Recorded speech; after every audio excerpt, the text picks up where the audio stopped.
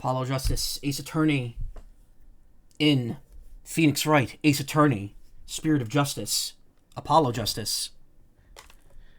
See, it's like a double meaning.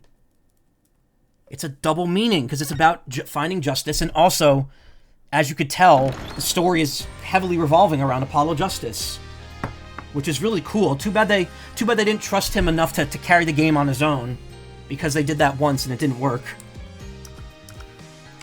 Anyway, I saw some as Batman. Once new one comes out next week. Oh, there's a new Batman coming out next week? There's a new Batman, there's new Mortal Kombat? Where are these movies coming from? Why haven't I heard of these? I'm looking forward to Supergirl. Superman was such a good movie. And I'm sure Supergirl will be just as good. If not a bit sillier. Anyway. I'm a human now. I don't know why I said that like it's like some new thing. Anyway, we're balls deep in this case. Dirk is being accused of killing Minister of Justice Inga Karkul Karain. And we have him on trial. And now we are cross-examining Rafa, who failed to channel her father in the last part. We finished our investigations. We're at the end point. This is the culmination of everything. Queen Garan is the prosecutor, and she has assumed her final boss form, because she is the Ace Attorney final boss as of this moment. Lego Batman Legacy of the Dark Knight, May 22nd. Oh, is that a game? Or is that a movie? Because I know Lego does do movies as well. The original Lego movie was really good. Voice crack. I actually have some drinks that I got over the weekend downstairs, but I'm going to save them. Game. Oh, okay. Did I bring this? See, now I'm already in the game, so bringing this up now is kind of pointless. Mina the Hollower comes out in a couple weeks, finally. And I will be playing that throughout June, alongside Dench Attack and Star Fox. It's the final Lego Batman game WB Games is making. Oh, really? That's interesting. So who's going to be handling... Unless there's just no more Lego Batman, I guess? I hope you're feeling better, Your Benevolence. Must I perform the divination seance? What?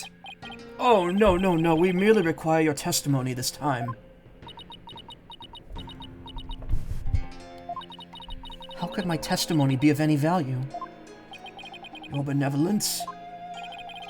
Princess Rafa seems awfully depressed. After what she's been through, summoning her again is like rubbing salt in the wound. Being unable to perform the seance was probably the last straw. Hope she doesn't pass out again. Prosecutor Sadmahi, may I ask you something? Of course, Your Benevolence. I've been meaning to ask you this since yesterday. Did you know about Queen Amara? And about me? From where did you hear such a thing? From Mother, and only yesterday. Rafa was carrying on about telling the truth to the people. So I told her what the truth really was. For it is up to a mother to discipline her child. I see. Be that as it may, Your Benevolence, it has no bearing upon our trial here today. So there is no need to let it trouble you. I know. Garan told Rafa about something other than Amara's status? Sounds like it, but what could it be? Rafa, the defense has proposed something preposterous. They somehow think your father was already dead when Dirk entered the tomb. But I believe you can prove them wrong. Are you prepared to do what is required of you? Yes, I am ready to testify. Very well then, Your Benevolence. Your testimony, if you please.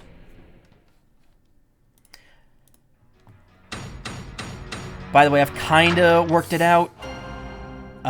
We are probably gonna do 2 streams of this. 2 more streams. Well, of this case. So this stream and then tomorrow's stream of it will hopefully be the end. But then again, if I do Tomodachi Life, I don't know how long it's gonna take. if anything, Thursday we could finish it, and then we could just move on to the DLC case afterwards, after the ending. What Rafa witnessed. On the day of the murder, I was gazing upon the courtyard from my second-floor veranda. Around 2:30 p.m., I saw my father heading for Amara's tomb. Then at about 2:45, I saw Barbed Head and company enter the courtyard. I saw no one go in or out of the tomb after my father entered at about 2:30. Your second-floor veranda? Oh, she must be talking about the house facing Inga's private residence. The one that you didn't think was hers, Apollo, because you didn't think she liked those flowers. So that's the location from which you saw your father? And at about 2:30? Yes, and shortly after that, I went to the dentist, because my tooth was hurty, and shortly after that, you people arrived at the royal residence. So after the minister entered Amara's tomb at around 2:30, no one went in or out of there until the murder was discovered. The tomb is closed to outsiders, so no one could have snuck in before the murder. That rules out any possibility of a third party lying in wait to slay my poor husband. Or so she'd like us to believe. Now hear me, you useless lawyer. Cease the charade. I was gonna say charade, and I said charade, and then I mixed them both into charade. And bow before me, for I, Queen Garon, shall finally have your head. Forgive me, your eminence, but first let us allow the defense to question the witness. Remember, WB went under and is pending to be bought by Netflix. Oh, God. Make it stop.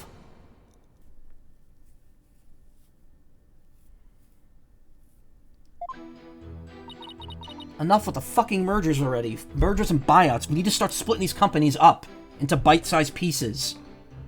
And taking their money back. Hold it!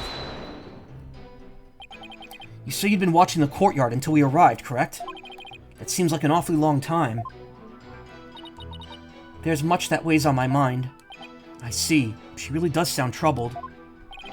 I don't think she ever fully recovered from the previous trial. Yeah, remember when you totally kicked her ass? I'm gonna take a drink here.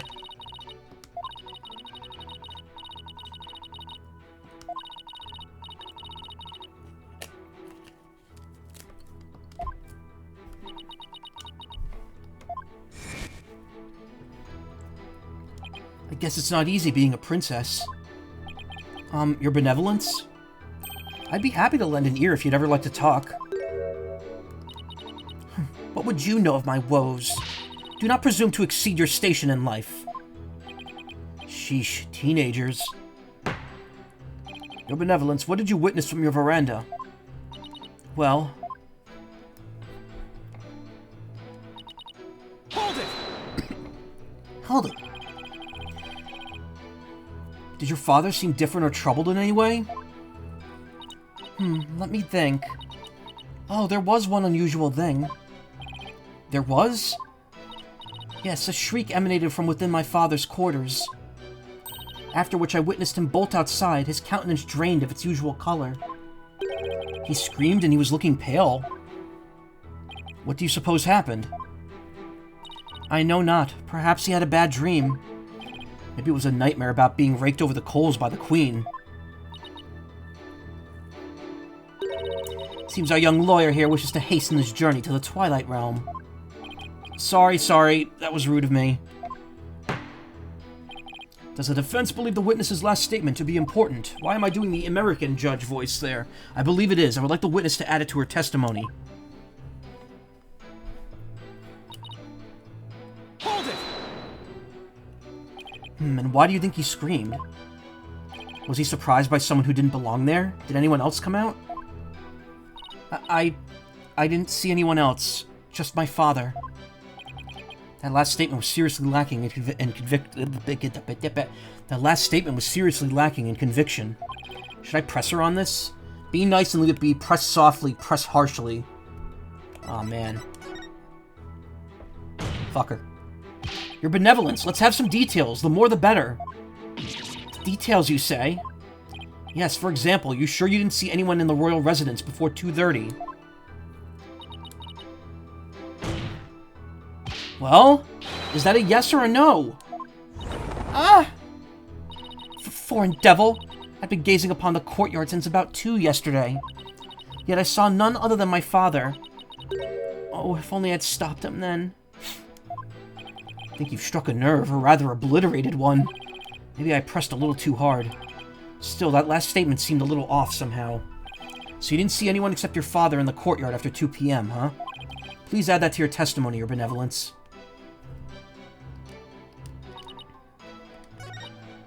Hold it! Alright, let's try pressing her not so hard.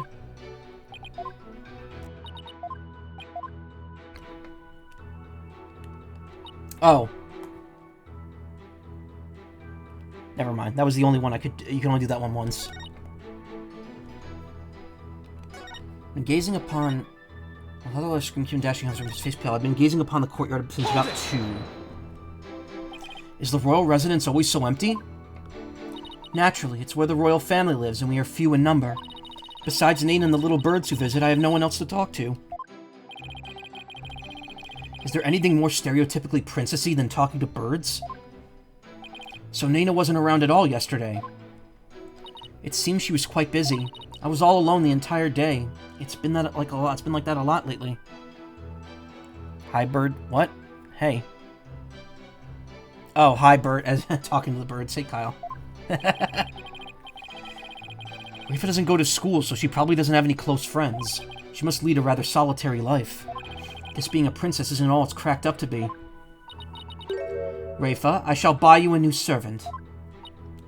I don't want you to buy me a servant like some sort of pet. I want Nana. I begin to see why Rafa turned out the way she did. Your Benevolence, please tell us what you saw about what happened after you saw your father. Your Benevolence, please tell us about what happened after you saw your father. Well, it was around 2:30 when I saw him heading for the tomb. Hold it! 2:45. Yes, I believe that's about when we arrived. Whoa. Mr. Wright, Athena, Dirk, and I were running toward the tomb.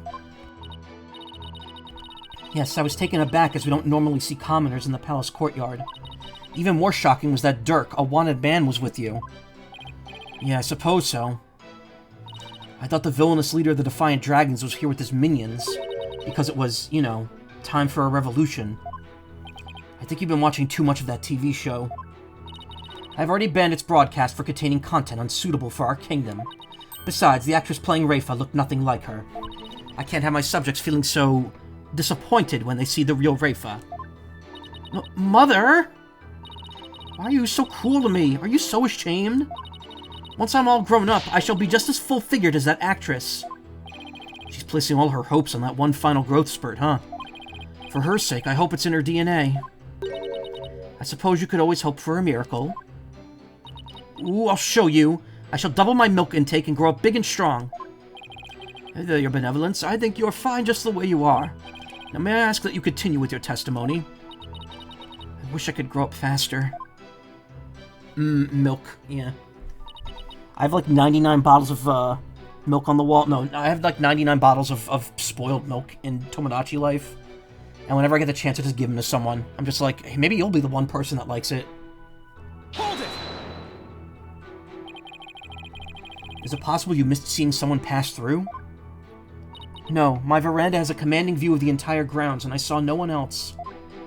But that doesn't seem right somehow. Do not underestimate my daughter. She may be lacking elsewhere, but her eyes are the finest. Lacking elsewhere? Talk about a mother I'd never wish on my worst enemy. She needs Nana now more than ever. Rafa didn't see anybody in the royal residence after 2 p.m.? That's a really long time to just look at the courtyard. She was probably lost in thought. She's at the age where I'm sure she's got a lot on her mind.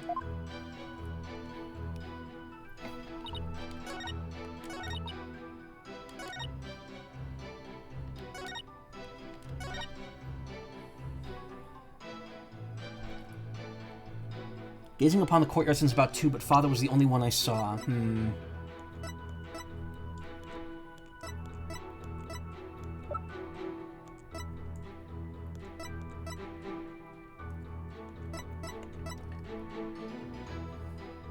At around 2 p.m., Shadow was surprised by a firecracker, ran to the courtyard, and stole Nana's hat.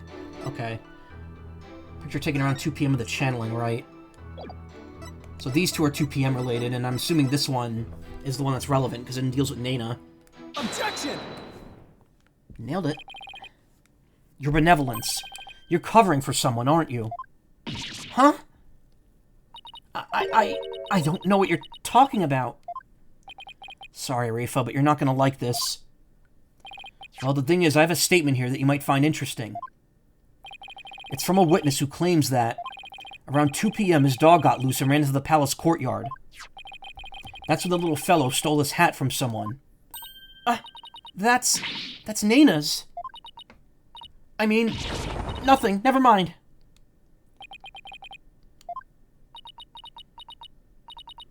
You fool of a daughter. Seems the princess made another blunder. Made a blunder, not another one. So let me get this straight. This is Nana's hat, which means she had to have been in the royal residence around 2. If so, then you had to have seen Nana sometime after 2 p.m. yesterday. Oh, no! Please, your benevolence, please tell us what you really saw. Yeah.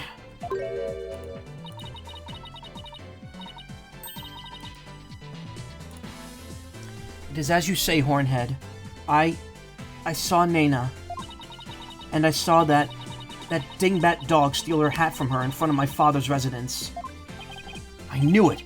Why didn't you say so in the first place? Because, my mother told me not to. What? Would you care to explain, Your Eminence? I request that she withhold said information, for it is of no relevance to this case. Objection! You don't get to decide. If you disagree, then prove it is relevant to the case at hand. Oh, I will. Your benevolence, please tell us everything you witnessed when you saw Nana. Alright. When I saw that dingbat dog attack Nana, I ran to help. I raced from my second-floor veranda down into the courtyard. Wait, that means that while you were coming down, you took your eyes off the courtyard. Yes, but only for a moment. This is crucial testimony. If you took your eyes off the courtyard, it means somebody else could have entered the tomb without you ever knowing. Your benevolence, are you sure no one else was there? Oh, yes. She's hiding something again. What about Nana? Were you able to help her? When I got down to the courtyard, Nana was... she was already gone. Gone? Yes, and I never saw her again after that. Any idea what happened? That dingbat dog must have gobbled her up. I seriously doubt that. But how could Nana simply disappear while Rafa wasn't looking? Rafa must know something. The only question is, what? Why Shadow was in the courtyard where Nana disappeared to? Why Nana disappeared? Do you have any idea where Nana disappeared to? What do you mean? Well, during the time you took your eyes off the courtyard, someone could have headed into the tomb. And it just so happens that Nana disappeared right at that moment. No. Wait, do you think Nana had something to do with the murder? I don't think we can rule it out. It sounds like something had kept Nana occupied since the early morning. Plus, she was seen right before the murder, and then seemed to vanish into thin air. You're right, and since she's Rafa's attendant... Whoa. She could come and go as she pleased within the palace grounds. Could Rafa's attendant really be the killer? But that would mean... first my father, and now Nana? These were people I trusted most. How could this be? Objection! That is a powerful objection. Do not heed their lies. Lawyers are a foul breed, quick to claim that a third party is to blame for a crime.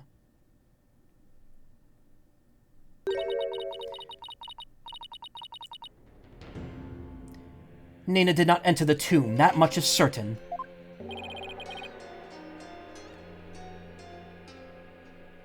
How can you be so sure? When Nana's hat was stolen, that crazed cur spilled an urn full of water upon my husband's doorstep.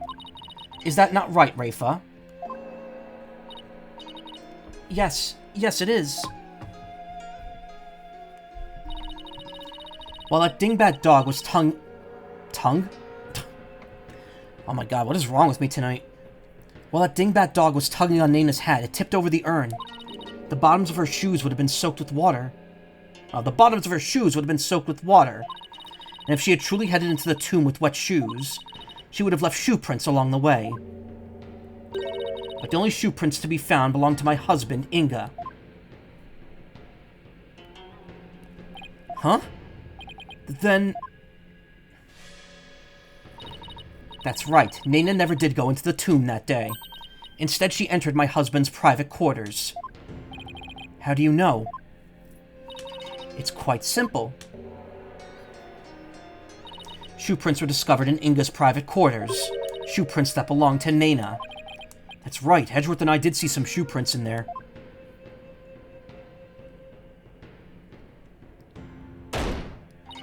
Now, do you understand?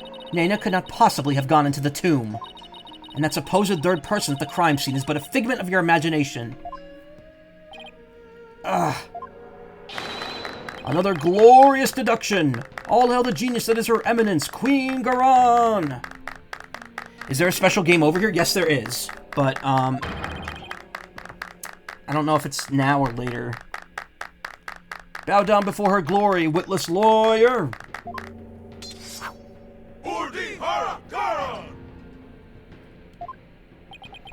Could those guys fanboy any harder? But is it really true? Did Nana not go into the tomb? Excuse me, but... Mr. Wright? Your benevolence, what time was it when that dog attacked Nana? I believe it was about 2:15 p.m. I see. Apollo, if Nana entered Inga's private quarters at around 2:15, and Inga came racing out at around 2:30, pale-faced and screaming then... I know what you're getting at. Yes, that might explain his scream. Will the defense please share their theory regarding Justice Minister Inga's scream? Certainly, Your Majesty. Minister Inga screamed because he had a bad dream. He saw a ghost. He was attacked by Nana.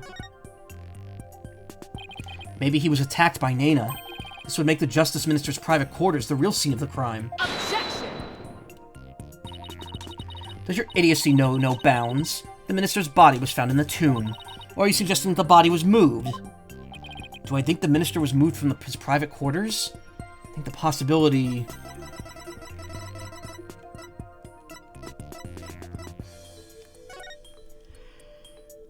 Considering the fact that the body was found in the tomb, I'd say there's a possibility. What utter nonsense. Rafa had been watching the courtyard. Yet you would suggest that someone could have transported the body unnoticed? You have a point there. In that case, I'd say there's no way that the body was moved. After all, there was an awful lot of blood in the tomb. I understand if the scream was in reaction to Nana's attack, but Inga died in the tomb. We need to explain how those two realities could coincide. How are we supposed to do that? Oh, maybe. Maybe where he was stabbed and where he died were two completely different locations. What do you mean? It's just look at this as simply as possible. If the minister's body wasn't moved, he might have been stabbed by Nana in his private quarters. Oof. I don't want to be stabbed in my private quarters. But then died in the tomb. I see. On the one hand, that does seem plausible, but on the other hand, seems decidedly implausible. Prosecutor Sadmahi, what is that fool babbling on about now? Is this a riddle from one of those fortune cookies Americans seem so fond of? Perhaps, but I believe he himself does not know what he means to say. In all likelihood, it was a poor attempt to confuse us. We should simply ignore him. Objection! Wasn't finished yet, so hold off on the analysis, would you? The autopsy report never stated that the minister's death was instantaneous, so he could have conceivably moved from one place to another after being stabbed. Oh my, are you suggesting he ran all the way to the tomb with a knife sticking out of his back? Well, yes, that's the gist of it. In short, Minister Inga saw Nena with a knife, let out a scream, and when he turned his back to her to flee... Right, that's when he was stabbed from behind. Well, Your Majesty, does my theory hold water? Such insolence! How dare you bore me like this? Huh? You are a humorless moron, spewing an endless stream of unamusing drivel. I wasn't trying to be funny, Your Eminence.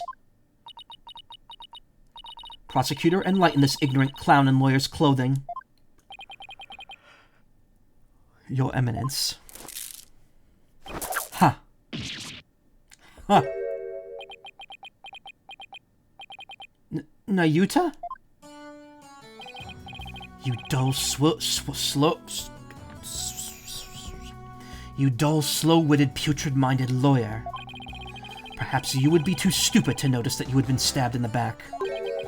But a normal person would have noticed due to the excruciating pain. Now hold on. Allow me to teach you the meaning of pain.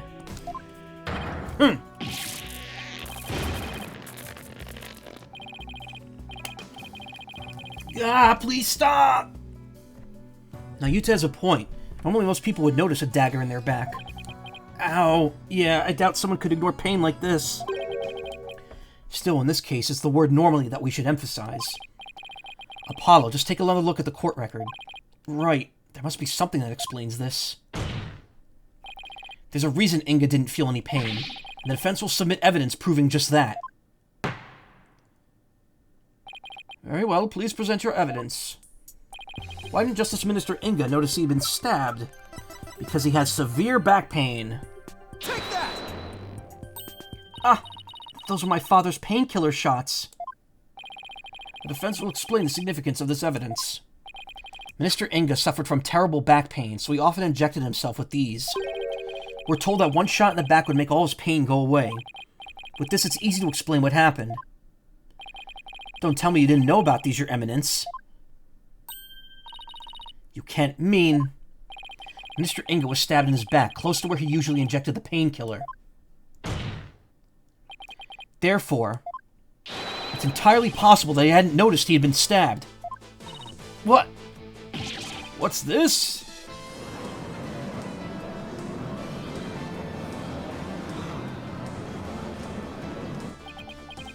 Then, are you suggesting Justice Minister Inga really ran off with a knife protruding from his back? I am, Your Majesty. So then, when I saw my father, he had a knife sticking out of him? I mean, with that cape of his, I couldn't see his back very well. Yes, the knife was there. It was just plunged in so deep you didn't notice it under the cape. Therefore, when you saw your father, he was already dead. Macaw Shinderu. Murdered by Nena in his private quarters. Palkunka!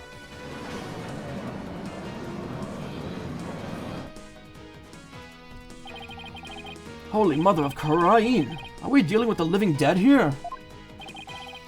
Well, technically he wasn't dead yet. I know it's hard to believe, but this is a plausible sequence of events. And once Minister Inga arrived at the tomb, he could have removed the knife and dropped dead from blood loss. Nena killed my father? There must be some mistake.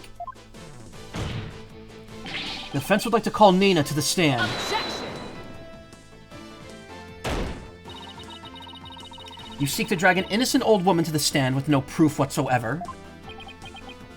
Well, there's no real proof, but... What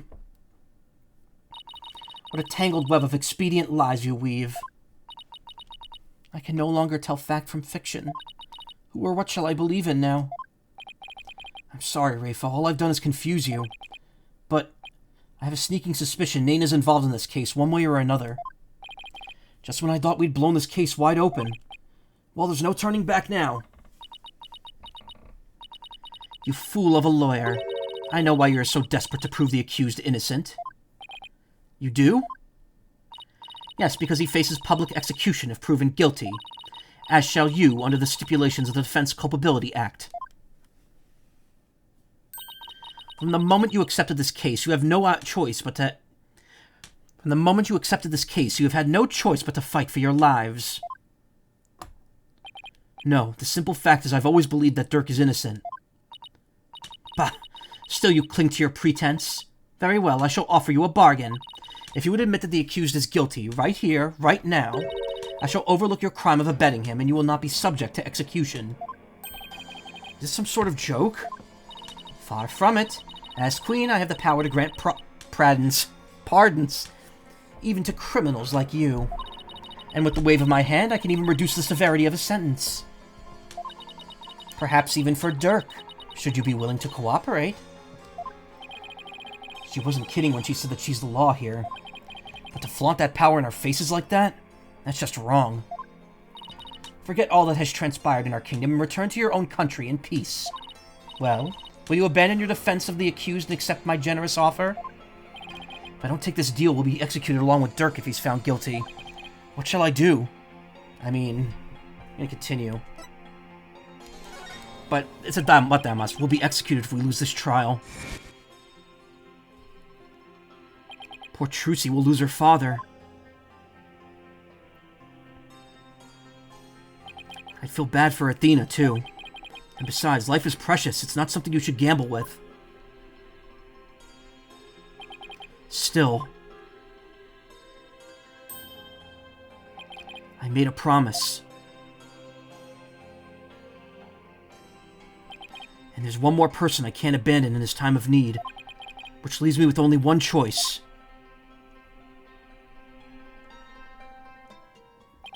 Nice try, Garam, but it looks like you don't know what justice is made of. We won't kowtow to threats like that, Your Eminence. Mr. Wright, I'm sorry, but I can't back down now. I don't want to drag you into this, so... Don't worry, I'm with you, Apollo. To the bitter end, if need be. And while I can't say I'm used to it, this isn't exactly my first rodeo.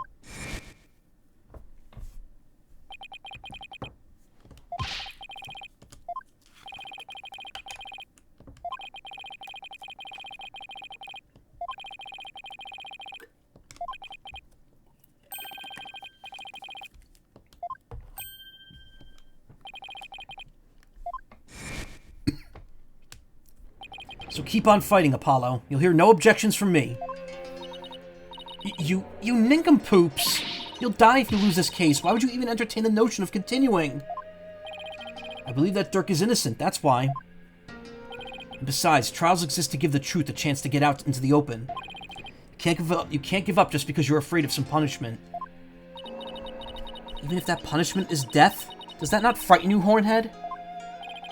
Who wouldn't be scared? I mean, just thinking about it. Makes me weak in the knees, to be honest. But as a lawyer, I have a duty to protect my client. I can't just abandon that. A duty you're willing to die for? And yet Duty. It's a heavy burden, all right. It's a heavy load. Just like the duty in your pants. Rafa looks like she's really struggling. Oh my god! We saw this one already. Banned.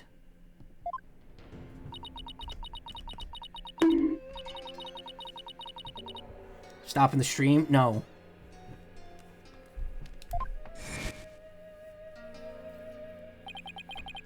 But it's no surprise, considering the torrent of painful truths she's had to face. Also, hello.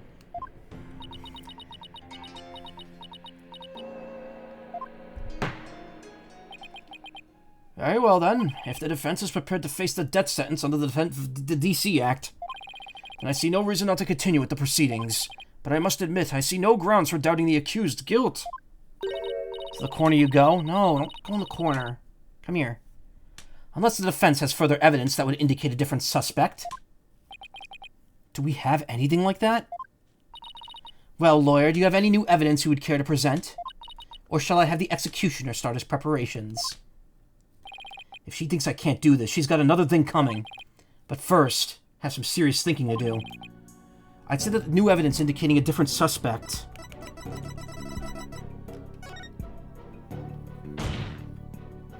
course I have some new evidence. Oh, do you now? How very interesting. Why doesn't she sound the least bit concerned? No, I can't let her get to me. I just have to keep pressing forward. This new evidence points to a different suspect.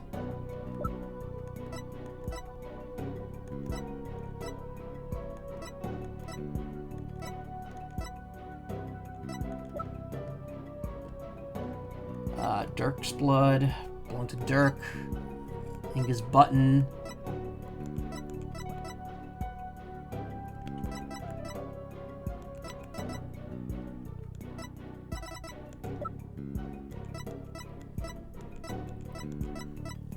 Maybe I've picked the wrong option.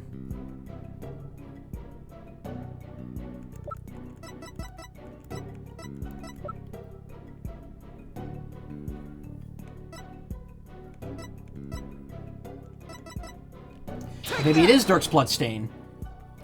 No. You would claim this evidence proves the existence of a different suspect? Wait, that wasn't the reaction I was suspecting.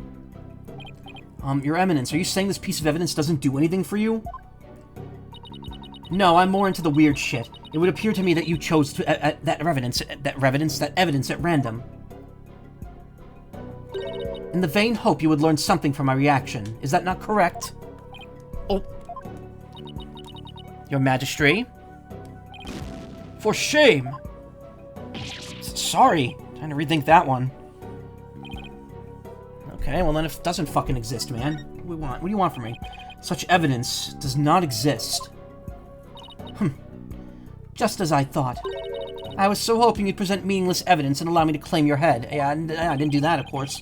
But I didn't walk head first into that one, then. So what now, Apollo? Well, unless we could prove that Nana killed Inga, this trial is over, and so are we. Isn't there a way to get the proof we need? Even without evidence? You know, a means of obtaining testimony here in Khurain? Huh? Wait, are you actually suggesting... It certainly won't be easy, but it's worth a try. Your Majesty. A crucial step in uncovering the truth behind this case has not yet been taken in this trial. But I'm positive that I could back up our claim with this one step. You mean you will be able to prove that Nana killed Justice Minister Inga? And just how do you propose to do that? With the help of a certain someone. You need help? From someone? I can't imagine who it would be. But I suppose I must ask. Whose help do you need to uncover the truth? Maya? Are we gonna ask her to channel Inga? Take that! You require help from that individual. No, what I'm saying is, let's all come together on this one. If we all think it through as a team, there's nothing we can't figure it out. We don't need to put our heads together to see how far you're reaching, Defense. Can't we all just get along? The Defense will refrain from such tongue-wagging if he wishes to keep said tongue. Now then. So it is Rafa. Take that! But that is... me? Here in Khurain, legal proceedings include the viewing of the victim's final moments. But that requires your benevolence's help. Such information is just as vital as any other piece of conclusive evidence. If you're right about this, Rafa's power should enable her to see the very moment Nana stabbed Inga. It'll be hard to watch your father's murder, but it's the only way to uncover the truth. So why did we suddenly 180 on this? Your benevolence, we need you and your power. You need me? Objection! Wretched simpleton, did you not see what ensued in the previous attempt? You would only succeed in wasting more time, or is it your goal to make her collapse again? Objection! The princess said she was prepared earlier. Besides, it's her duty as royal priestess. I'd say it's all up to her now. Am I prepared? Prepared to fulfill my duty? Isn't a divination seance required at all trials anyway? If so, I'd imagine there'd be a problem with handing down a verdict without one. Indeed, it would be problematic. Just like your fave. Under Khurainese law, a seance must be conducted before a verdict can be rendered. Such insolence! Yikes! Must you try my patience so? If I must dispense with that vexing law, then dispense with it I shall. Watch this shit. This is why she's the final boss. Huh? As ruling sovereign of Kurain, I proclaim the following. And she draws with her fingernail. Henceforth, the divination seance shall be optional. What? She has the power to do that? She just rewrote the law with a flourish of her hand. That's right, she could literally change the law at will. Hold it. Mother, I do not wish for the trial to end like this. It is as the defense says. I must not neglect my duty simply because I'm afraid. I shall go do it this time. I will conduct the seance once more. Such insolence! Rafa, do not be fooled by his lawyerly guile. You are not prepared to witness your father's death. But Hornhead needs my help. Rafa, did you not tell me earlier? Did you not tell me you were prepared? But despite your grandiose posturing, you collapsed in a most piteous fashion. Even worse, you have erred in your insights as of late. Yeah, why doesn't she just say, I win every trial I'm a part of, instantly? For has not the barbed one there overturned them more than once? Oh, you cannot be trusted to keep your word, nor can you reveal the truth through your insights. So I say to you, begone! This sacred hall of justice has no need for such a worthless royal priestess. What? Worthless? Wow, how could she say that to her own daughter? So, Mother, you think me worthless? Objection! Her benevolence says she can do it, doesn't she? So I don't see why you have to condemn her before she's even made the attempt. It's your kid, bitch, yeah. Very well, Horned Devil. If you really are so bent on having a seance, I shall give my consent. Really? However, should Rafa fail once more, you two and the accused shall all be executed on the spot. Come again? This is proving to be far more entertaining than I had anticipated. Well, lawyer, what say you? Will you wager your life and call on Rafa to perform a divination seance? Look, if I say no, I lose all my health anyway. Actually, this is a good time to get the bad ending.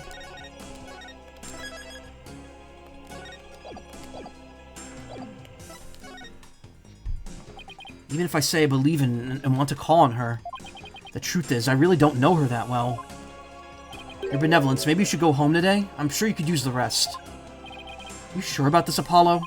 If we don't believe in her, who does she have left? You're right. Besides, without her, we'll never get the proof we need. Yeah. So it would seem I'm truly not needed here. Objection! I don't believe you're worthless, your benevolence. Far from it, in fact. If you say you can do it, then I believe in you. Oh, maybe it wasn't, actually. Maybe it was a fake penalty. Hornhead, I do not understand. If I fail you, we'd be put to death. I know you collapsed during your previous attempt. Yeah, Phoenix with the save there.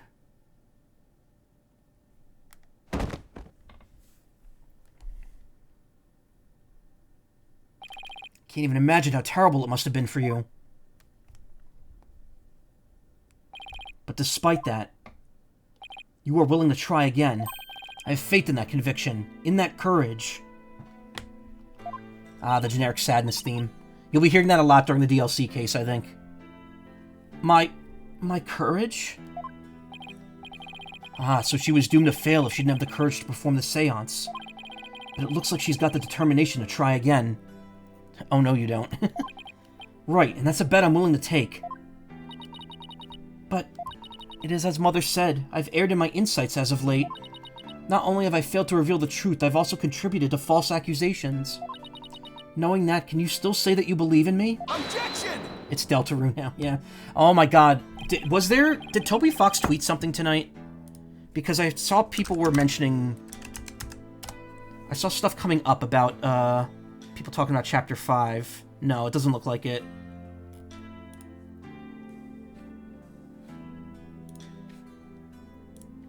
I don't think we're getting Deltarune before the summer.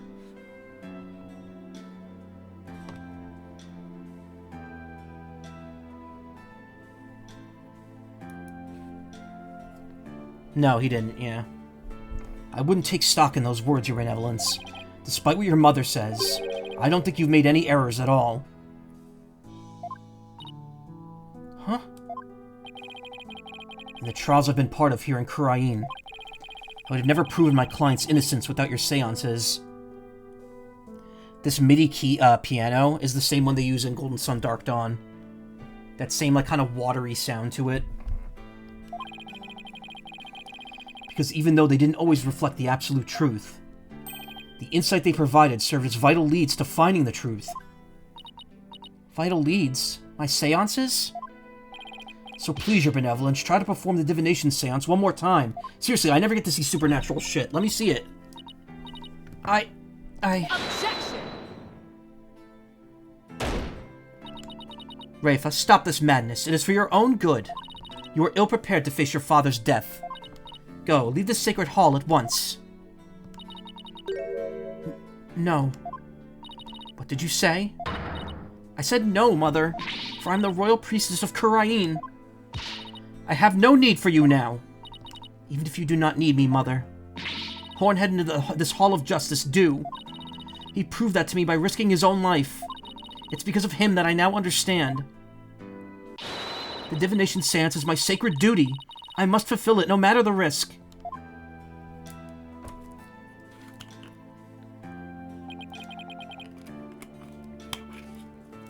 Your Benevolence. Mother taught me that the divination seance was a mirror reflecting naught but the truth. But I began to have my doubts after Barbed had disproved the insights it offered. And now I don't even know who or what to trust anymore. Father, Mother, even Nana, I believed in them above all others. But I finally know now. I know in what I can trust.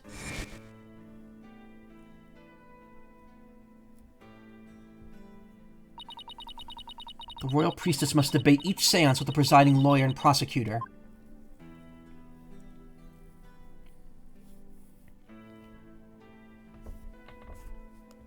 Silence. So that it can be interpreted properly. That is how I believe trials here in Khurain should function. Therefore, the Hall of Justice needs me. It is my power that leads trials toward the truth. That is my sacred duty, and I will never shirk from it again. That right there, Your Benevolence, is the product of what you've learned in your struggles so far. The truth that you realize with your own strength. As my sacred duty, I must ensure that it is fulfilled. I must have the courage and resolve to see it through. Your Eminence, the Royal Priestess says she will conduct the divination seance. I see no grounds for you to forbid it. Unless, of course, you're worried that it might reveal something you find inconvenient.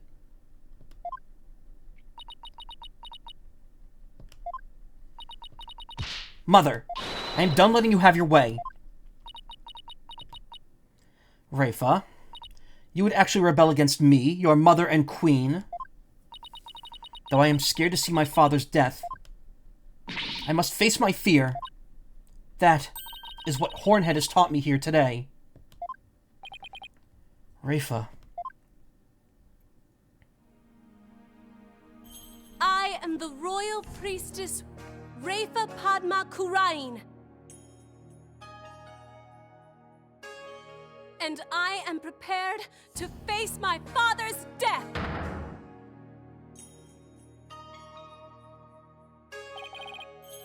Your Eminence. It seems the princess is more grown up than you thought. Rafa. Now, I'm the Queen of England. There is no Queen of England. There's no Santa, there's no Truth Fairy, and there's no Queen of England. Well then, let us proceed with the divination seance. The victim's final moments. This should be interesting. Wonder what Inga's memories are going to show us.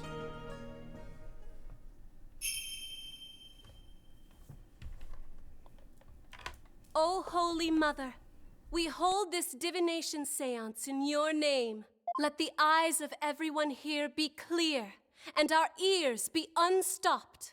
O dance of devotion, guide the victim's soul to me, so that we may receive their final memories in the pool of souls.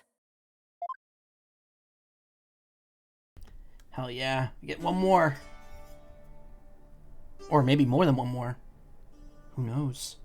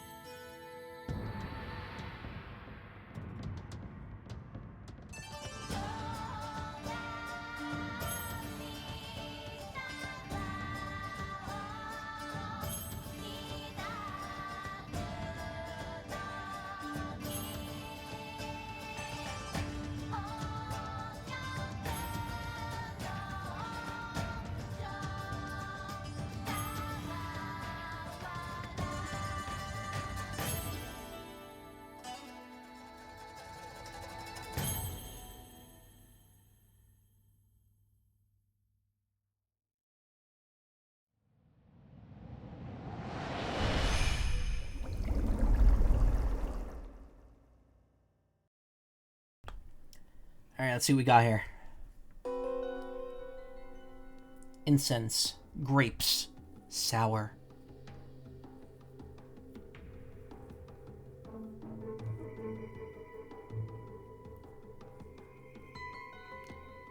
Footsteps.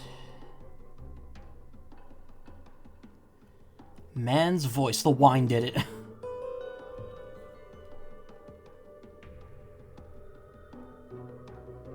Pain. Footsteps.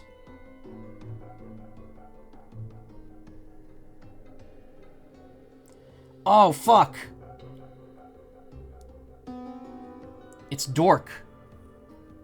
Why is his face like that? Explosion. Laughter.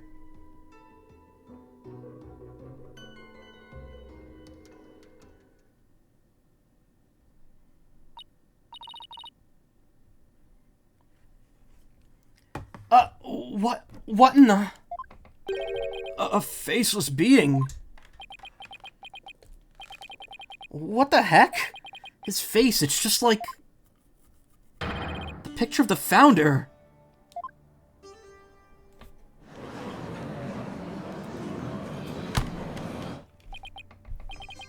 I think that's the last thing anyone expected to see. Oh, Father, what was it? What was it you saw?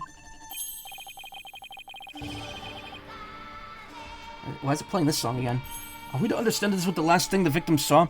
Toby said Chapter 5 of Deltarune will come in the second half of 2026, meaning July to December. Maybe or something during Summer Game Fest. When did he say that? But I do agree that that's probably the case because, you know, for Chapters 2, 3, and 4, we already had the announcement when the Switch 2 Direct happened, which was in March. So we had like a 3-month wait on it. So, I think we're past the point where he's shadow dropping these. Like 1 and 2. 2 is a special exception. Like it was just supposed to be Chapter 1 and the rest got announced. But because of the pandemic, he, you know, shadow dropped 2 as well. Yes, there can be no mistake. That was what my father himself witnessed. How very strange. You don't suppose the Holy Mother possessed the accused and slew Minister Inga for planning a coup? The divine wrath of the Holy Mother. Oh, Holy Mother, we are ever grateful for your blessings. Talk about a sharp left turn into the Twilight Zone. You know, there's one thing in there that caught my attention.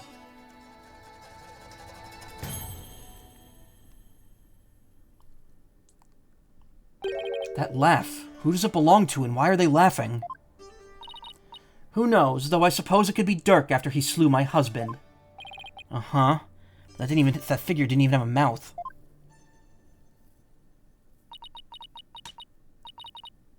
He didn't say anything that says 2026. Considering what month it is right now, it would be soon and maybe towards late in the year, yeah. I think we're done here, lawyer. How so? You claim that Minister Inga was stabbed in his private quarters. And feeling no pain, he went to the tomb where he eventually fell dead. Uh-oh.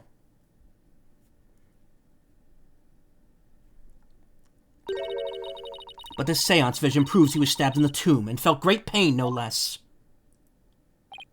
Oh, that. Therefore, as I asserted all along, it was the accused who stabbed the minister in the tomb. Ah! Everything just backfired, big time. Wow, Garan is the devil's own luck, doesn't she? Now then, I shall give the voice to the soul of the deceased. Listen well and heed these words. What is that word? What is that word? That is pain as in English, not pain as in bread. Yeah.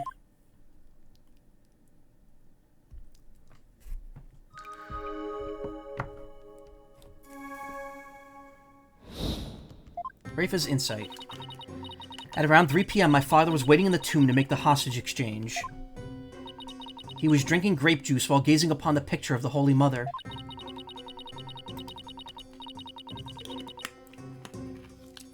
He had been waiting vigilantly when suddenly he heard Dirk's voice. The next moment, he was stabbed in the back and collapsed.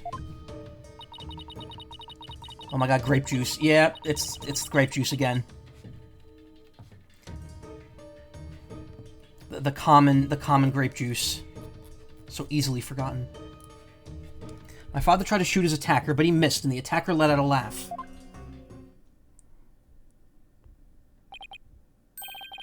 So what now, Mr. Wright? It's up to us to knock holes in Rafa's interpretation of Inga's memories. Delicious Concord grape juice, yes. Why is it always grape juice? Because I think it was like a clever way of working around wine originally, but then they kind of started making references to wine anyway, and they were just like, no, we'll just make the running joke that they all drink grape juice.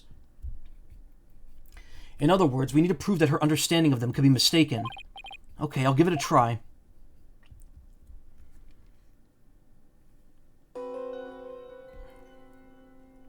Make it Fago. Bottles waiting in the tomb, make the hostage exchange. Whoops, not mean to do that. He was drinking grape juice while gazing upon the picture of the Holy Mother. He had been waiting vigilantly when suddenly he heard Dirk's voice. Well, he didn't hear Dirk's voice until he got up.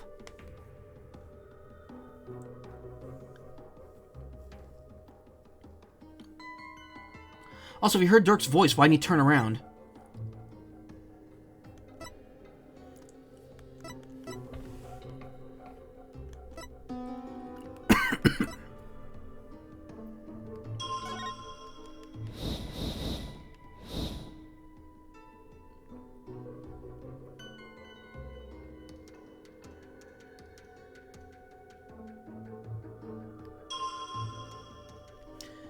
Probably Nintendo with the no alcohol thing. I doubt it.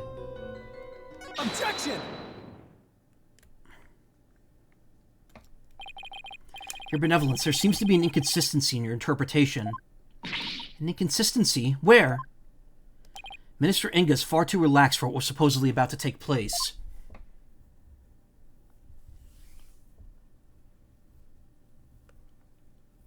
When he heard the voice you claim is Dirk's, he didn't even seem the least bit alarmed. He just kept looking at the picture of the founder. That's strange, right? He was waiting for Dirk to arrive at the founder's orb, but when he heard that voice, he didn't even turn to look. Don't you think he would have been worried about being attacked from behind? Then whose voice was it? It was likely someone whose presence wouldn't have alarmed him. Someone like a friend. Objection! A forever friend? I have one of those now. They painted me in purple paint the other night. But there was no third party at the scene of the crime. Therefore, the voice can only have belonged to Dirk. The voice of a third party who wasn't there in the tomb. Apollo, don't we have something that could reveal the owner of the mystery voice? You know, I think we do. Something that Inga had while he was waiting for Dirk.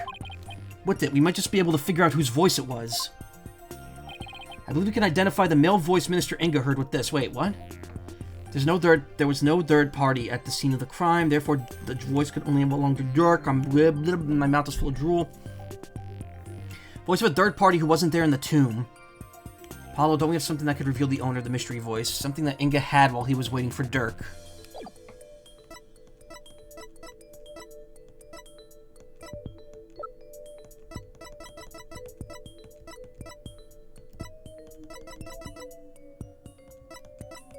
Well, he didn't have either of those. Wasn't the badge, wasn't the jewel.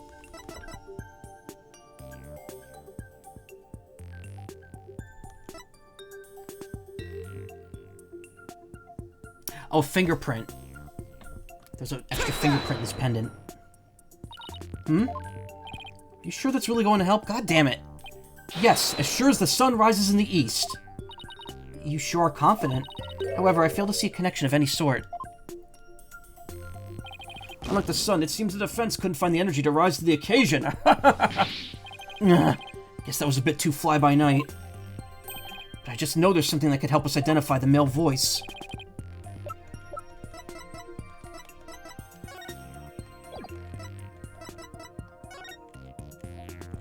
Oh, it was the cell phone. Take that! That's my father's. I know this must be hard for you, but could you please look at this photo? There's something here that could point us toward the identity of the voice.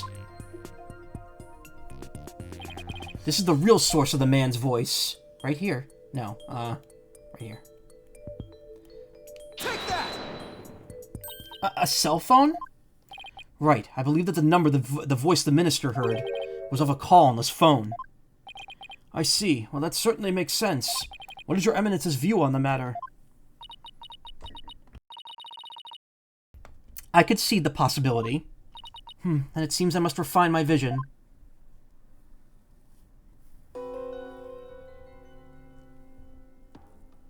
Subordinate's voice. It appears that the voice belonged to one of my father's subordinates.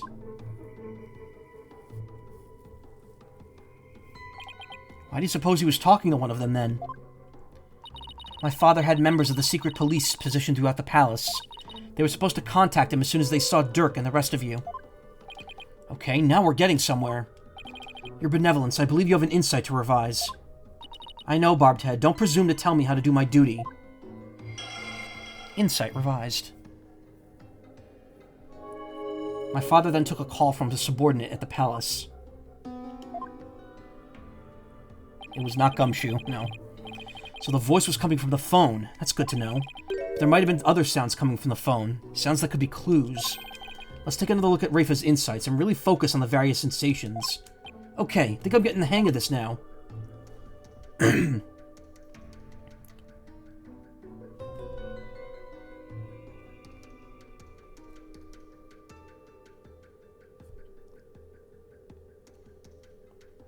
The insights are a cool mechanic, yeah.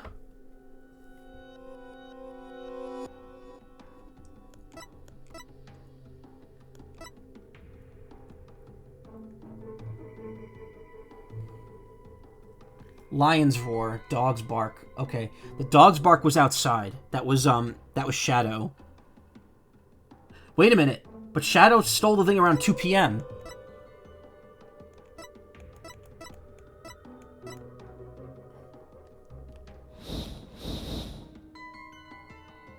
The lion's roar was the warbod.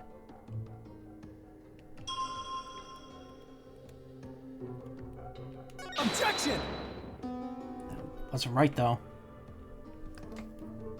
Your Benevolence, the insight is inconsistent with the vision. Oh? Please do tell. Where exactly does this inconsistency lie, Hornhead? Well, it's kind of hard to say, especially when you put me on the spot like this. The defense will only present opinions that won't collapse under pressure. Guess I better take a closer look at the insights and the vision before I try again.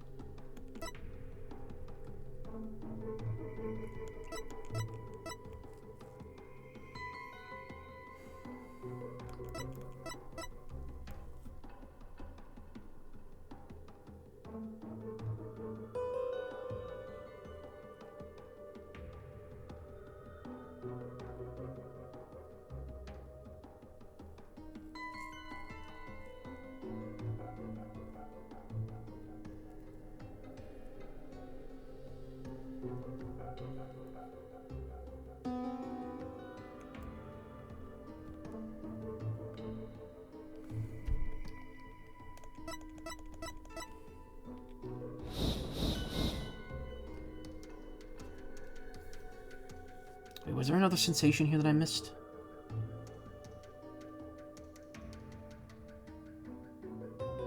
No.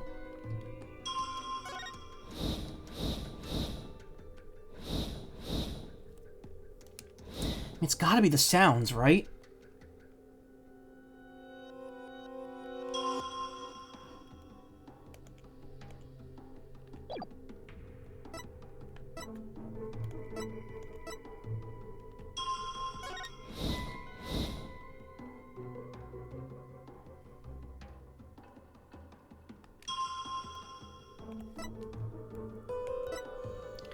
Took a call from subordinate at the palace. He was drinking grape juice while gazing upon the picture of the Holy Mother. At around 3 p.m. Well, I mean, I thought it was this point, but it isn't.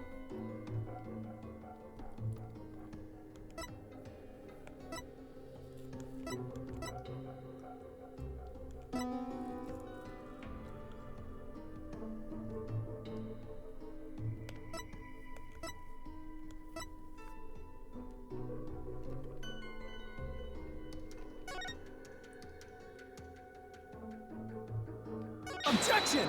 Hey! Wow. I hate to break it to you, Benevolence, but you misinterpreted something again. What do you mean?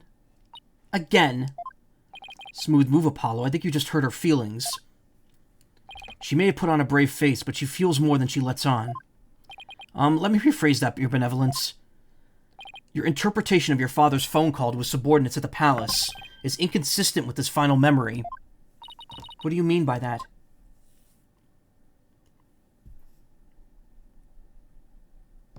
A lion's roar could be heard over the phone. Don't you find that strange? You claimed the call was with someone at the palace. But let me ask you, do you keep lions there? No, the only animals at the palace are my little birdies, and my pet frog. Wait, that giant one in front of the minister's house is her pet? Besides, there aren't any lions in Khurain. We don't even have any zoos. Rather sad state of affairs, I'm afraid. Well, I remember hearing a sound like that. The lion's roar coming from the phone is actually from something hanging out in the bazaar. Isn't that the cry of the warbot over in the bazaar? Ah! Your Benevolence, do you think you could clarify the voice for me? Very well. I will now attempt to further refine my vision. Zooming in and enhancing.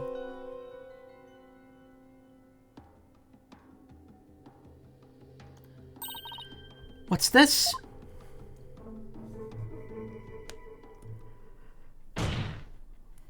Just as I suspected, it was the call of a warbot. That means the subordinate Minister Inga was talking to was in the bazaar, not the palace. But why is it important where the call came from? What significance could it have? She's right. It's important to know where the call... Is it important to know where the call was made from? It's very important. It's actually very important. Knowing that the person on the other end was at the bazaar means that the loud explosion might not have been the sound of a gunshot. But I can think of no other item that makes such a noise in the area. Go on, Apollo. Tell her. Tell Rafa the real source of that sound. Will do. Well, Hornhead, I'm waiting. What was the true source of that explosive sound?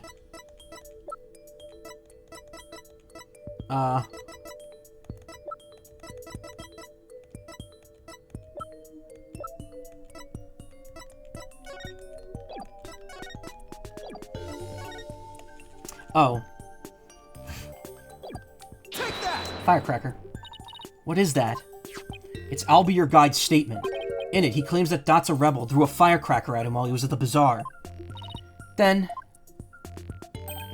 Yes, the sound heard over the phone was a firecracker exploding. Ah! Objection! And yet a bullet was found at the scene of the crime. A bullet fired from Minister Inga's gun. How do you explain that? Well, we don't know whether it was fired during the course of the crime, right? Or do you have evidence that proves when the pistol was discharged? No, I have none. Wait a second, if that loud bang was a firecracker, then could that laugh at the end have been... No, it can't be. Oh, it can, and it is. The laugh came from none other than... the Joker who got a kick out of startling Albie with his dragon snot snaps. That happy-go-lucky Dot's a rebel. What? Someone should really put a leash on that guy.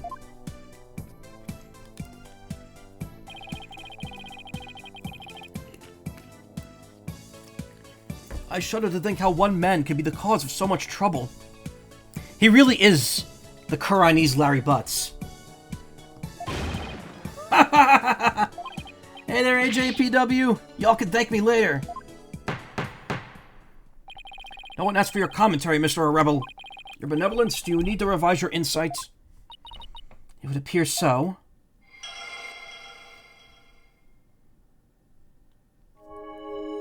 My father then took a call from a subordinate at the bazaar.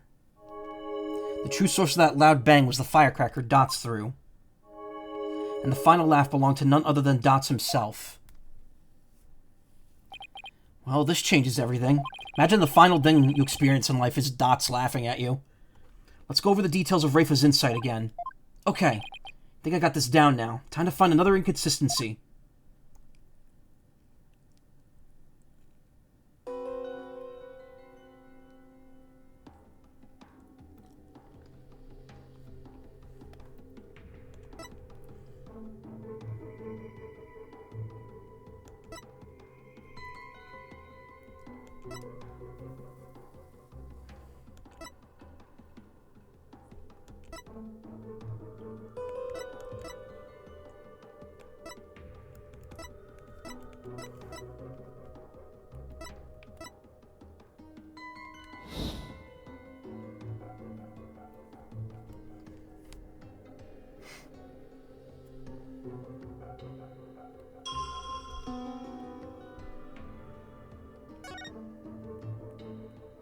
Objection!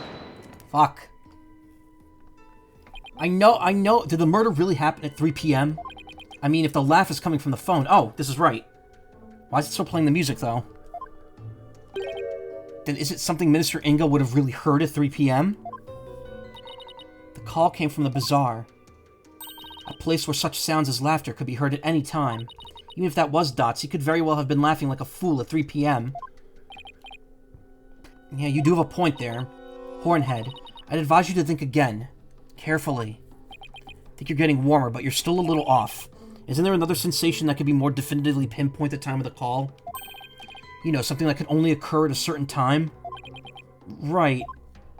Time to review the evidence again. Maybe it will help me spot an inconsistency.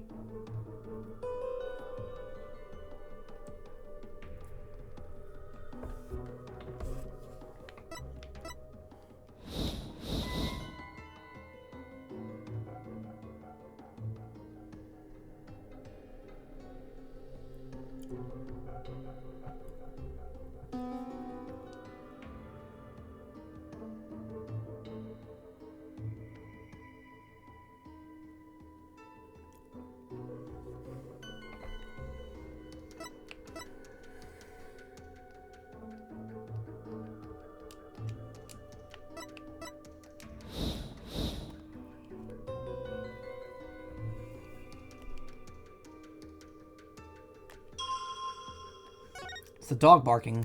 Objection!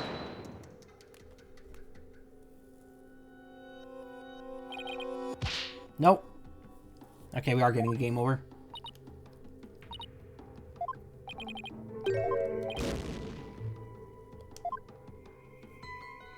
What the fuck? I've heard enough. This trial need not be drawn out any longer. Regarding the murder of Minister Inga and the assassination of Queen Amara, the defense has failed to counter the charges filed by the prosecution. I will now pass judgment on the accused, Dirk Sadmahi, and his defenders, Apollo Justice and Phoenix Wright. This court finds these three individuals...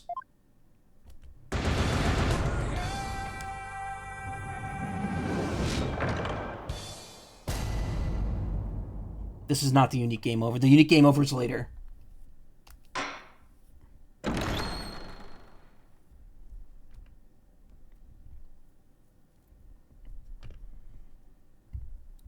I think I know when the unique game over starts.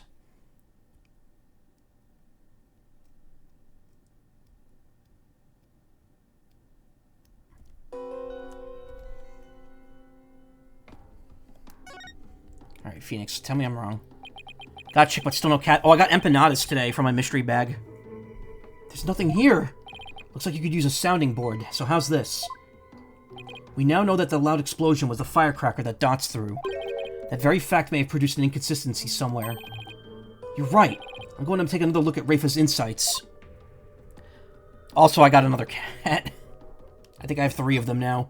Not counting the one I gave to, I gave a cat to someone. I can't remember who.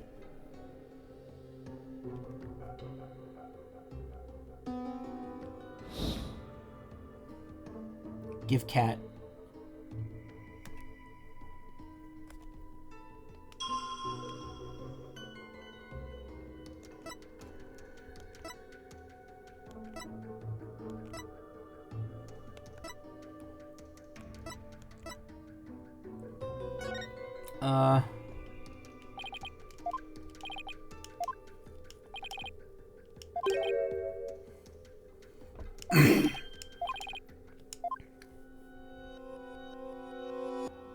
Oh, firing the gun.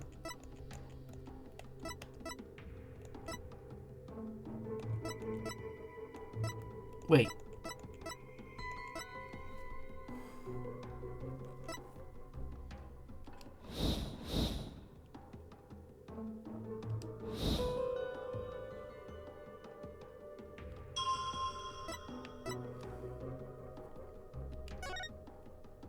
Objection!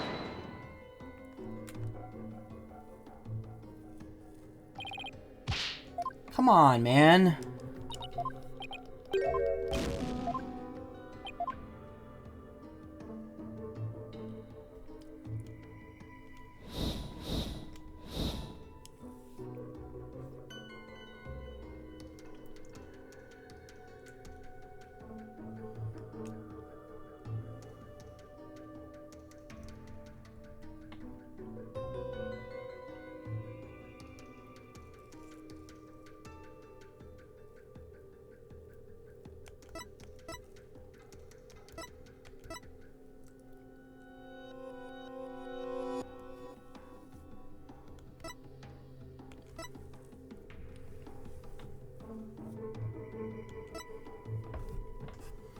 Drinking grape juice while gazing upon the picture of the Holy Mother. Violet took a call from a subordinate in the bazaar. Next one, he was stabbed in the back and collapsed. The true source of that loud bang was a firecracker Dance threw, and that final life belonged to none other than Dance himself.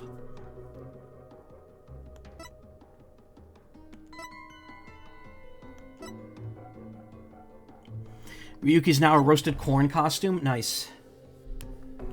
Gentlemen, behold, corn!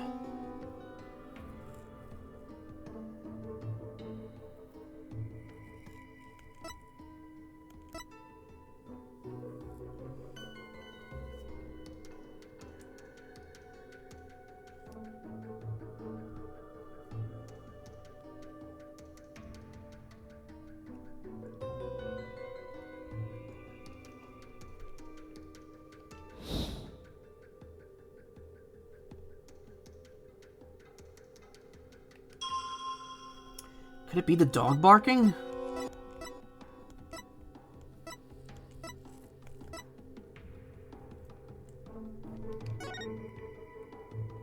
Objection! Nope.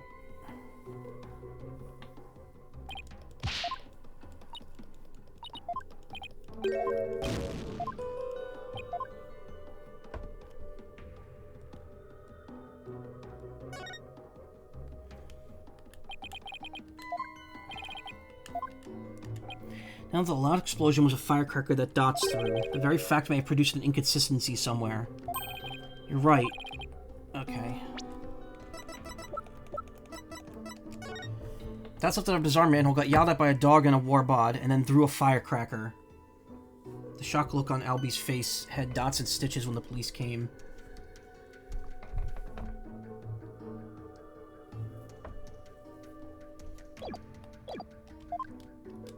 It is the animal noises.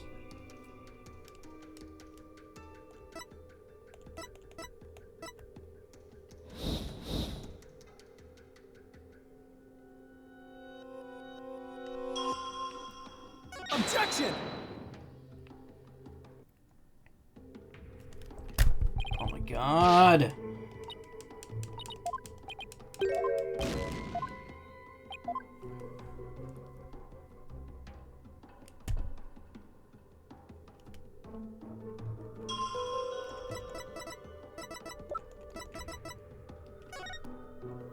At 2 p.m., Shadow was surprised by a firecracker, ran to the courtyard, and stole Nana's hat.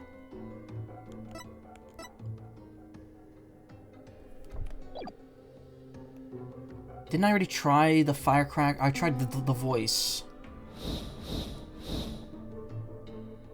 Maybe that's what I fucked up here and picked the explosion.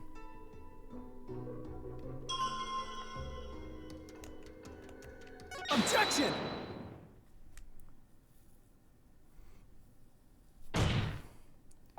Your benevolence, there's a glaring problem with this insight.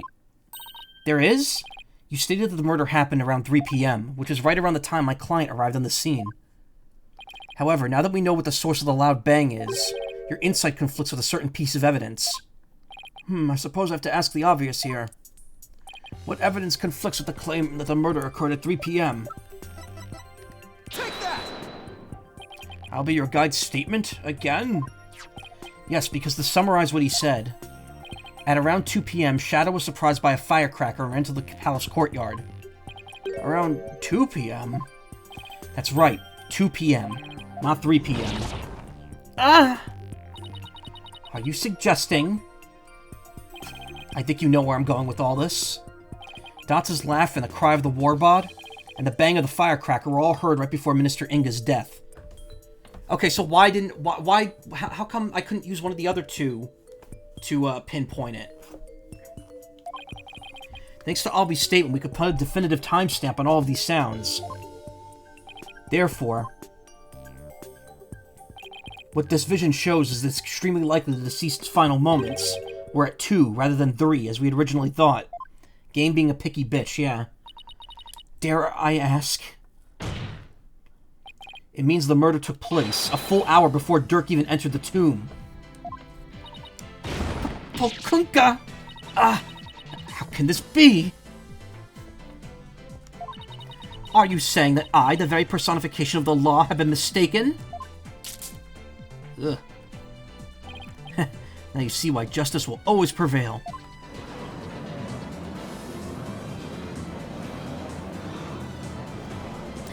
And if you recall, we didn't even land in Karain until 2:45. Or 2:30. Well, one of those points, but that was still after what happened. Peace, peace, I say. Now then, defense. Must remind you that you were the figure of the accused was clearly shown in the vision. How do you explain that? I wouldn't say it was clearly shown. After all, the figure didn't actually have a face. Ah, you're absolutely right. Without a face, we can't be certain of who it was. Furthermore, need I remind you that the vision is from 2 p.m. Dirk was still with me and Mr. Wright, which means this faceless figure couldn't possibly be him. So then what are we to make of this 1 hour difference? Wait, to 2 o'clock? That's when... my mother was performing the rite of channeling.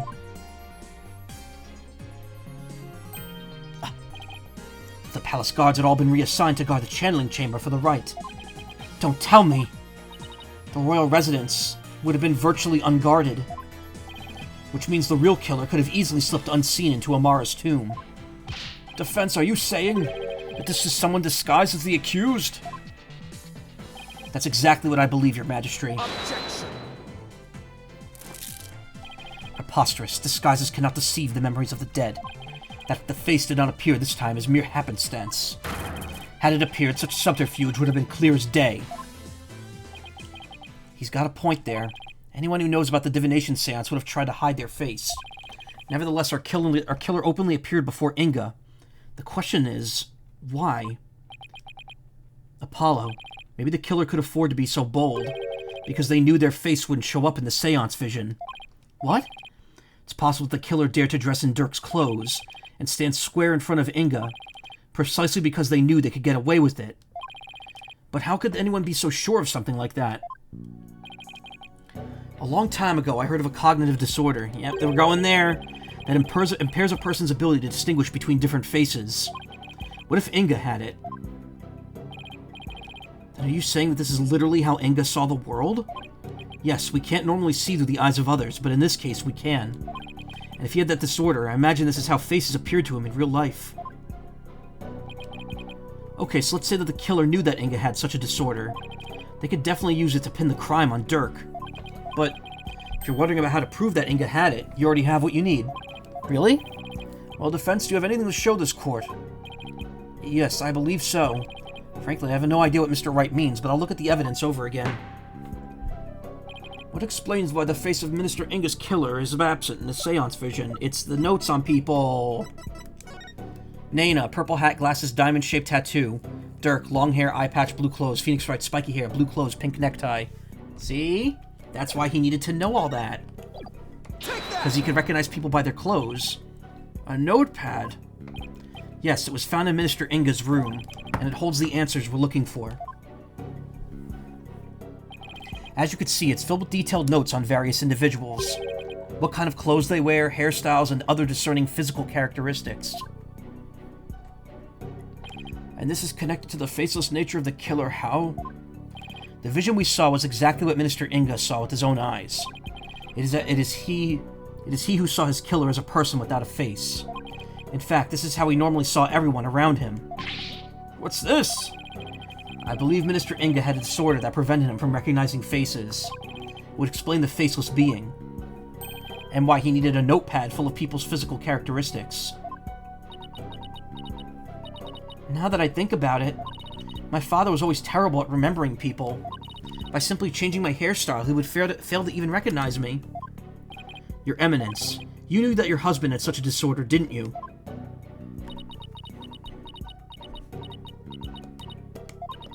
He never wished for it to become public knowledge, but I suppose there's no use keeping quiet about it now. It is as you say. My late husband had a special disorder that hindered his ability to recognize faces. The medical term for it is prosopagnosia. So Mr. Wright was right. The memories of those afflicted with such disorders in life do appear strange at times. There is precedent for this. So the killer likely knew about the disorder and used it to their advantage. Right, so there's someone who is both knowledgeable about the divination seance and aware of Inga's affliction.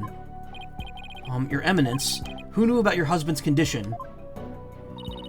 A small number of servants who tended to his needs, and me. Surely you're not about to insinuate that I committed this crime? Oh, no, Your Eminence. Still, could she have done it? Garan has an alibi, remember?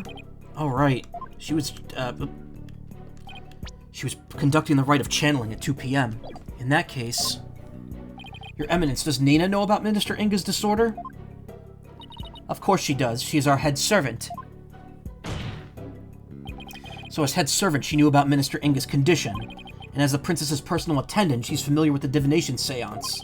If these two facts together don't make her a possible suspect, I don't know what would. Objection! You witless lawyer, how quick you are to forget the facts. Facts like... When Inga was last seen alive, you claim he was slain at 2, yet that is impossible. For Rafa saw him at 2:30. We did completely forget about that. No, there must be some mistake. So you see, the murder could only have happened at 3 p.m. The hour Dirk entered the tomb. There's no other answer to this puzzle. Why didn't we ever get to make up answers like Garan makes up laws? Guess it's back to square one. Where did we go wrong? I don't think we're the problem. We just seem to be short one piece of the puzzle. Our deductions so far explain everything to a T. Everything except for Inga's sighting at 2:30. I see, and without that final puzzle piece, all of our deductions fall apart. Apollo, if Inga's sighting is the only one anomaly, we'll just have to make a way to find it fit with the bigger picture. Time to think outside the box then, right? Let's see. It'd be impossible to see Inga walking around after he'd been killed. But what if there was a way to make people think he was alive even though he was dead?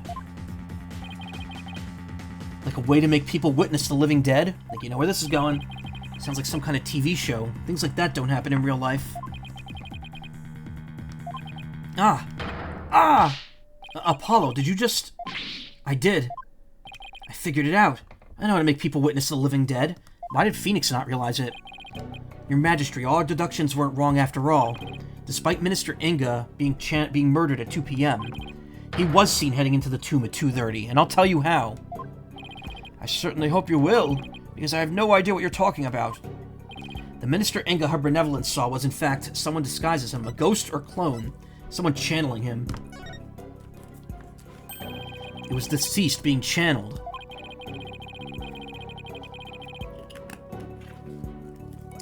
It was the only way a man who was already dead could have been seen by her benevolence. Channeled, you say? That's right, and there are only 2 people capable of spirit channeling here in Kurain. Her Eminence Queen Garan and Maya Fey. It's possible that one of them was channeling the Minister. It would seem that you are ever bent on making me party to this crime. Prosecutor, what was I doing at 2:30 p.m., at which time my husband was seen? Eminence, I believe you had completed the channeling rite and were having tea with the king of the neighboring realm. There would have been many attendants there, too. Nayuta has to keep up with her schedule, too? What doesn't she make him do? And that leaves only Maya. Yeah, it does.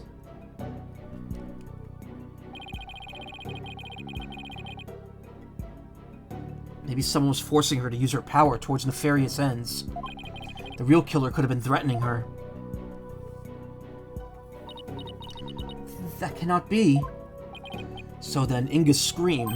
That was probably from when he woke up from being called back to this world.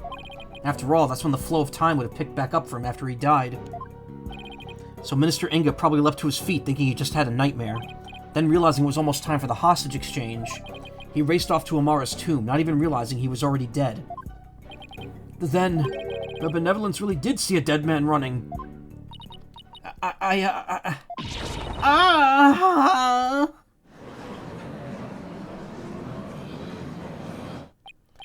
Using the sacred power of spirit channeling to commit a crime. How can this be? The defense calls Miss Maya Fey to the stand. First time, yeah. Well, Your Eminence, will you allow a new witness? It matters not. Either way, this lawyer shall soon know the truth. He will know just how much of an imbecile he is in the face of my infallible arguments. Insult me all you want, witch, but you'll be needing those words when I expose the truth. Very well, let us adjourn until the next witness is ready. Is that to be continued? I think it is, because there was a slow fade out. And a loading screen, yep. To be continued.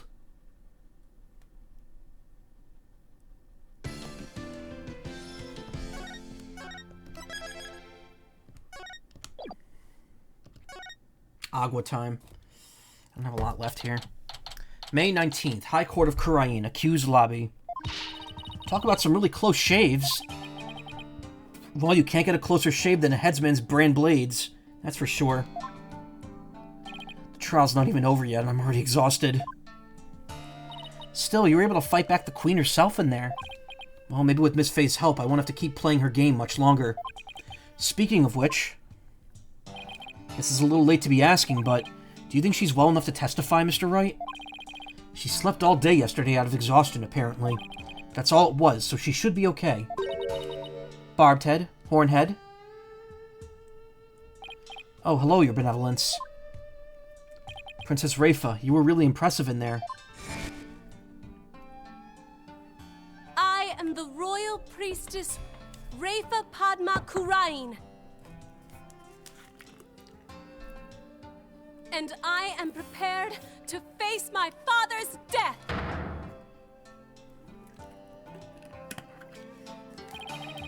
Despite your mother's opposition, you stood your ground, and in doing so, you fulfilled your duty as the royal priestess. It was all thanks to you and your friends. Your belief in me gave me the courage to follow my path. So, you have my gratitude. Oh, don't mention it. I know. I shall thank you with a gift. What would you like? A cow? A horse? Me one cow. Perhaps I shall reward your efforts with a royal shoulder massage. Oh, that's okay, Your Benevolence. Your gratitude's more than enough. Thanks. But I thought you Americans liked massages. My technique was highly praised by my father, I'll have you know. Hey, you, lawyers, where's the accused?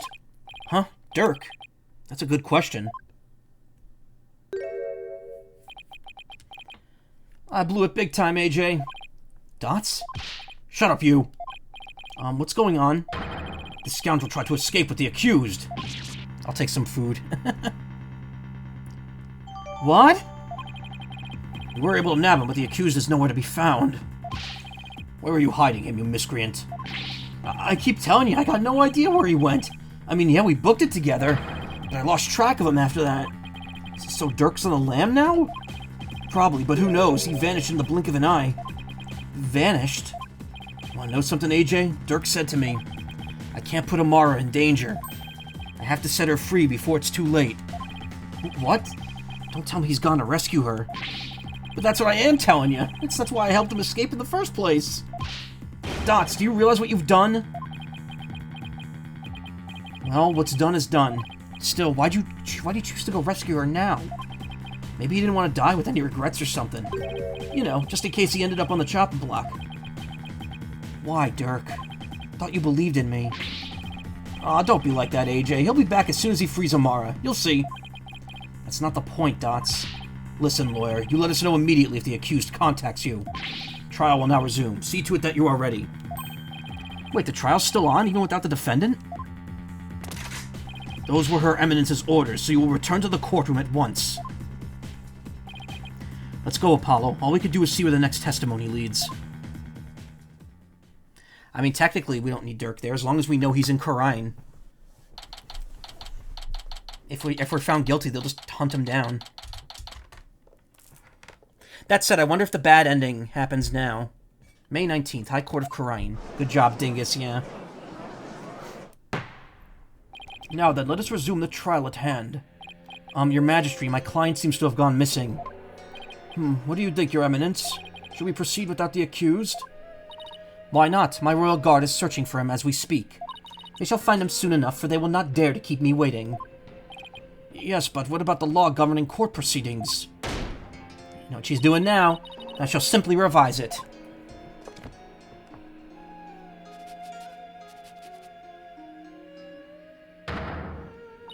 As ruling sovereign of Khura'in, I proclaim the following. Should the accused be an enemy of the crown, they may be tried in absentia. Well, in that case, I guess there's no problem with proceeding. Will the witness, Miss Maya Fey, please approach the stand?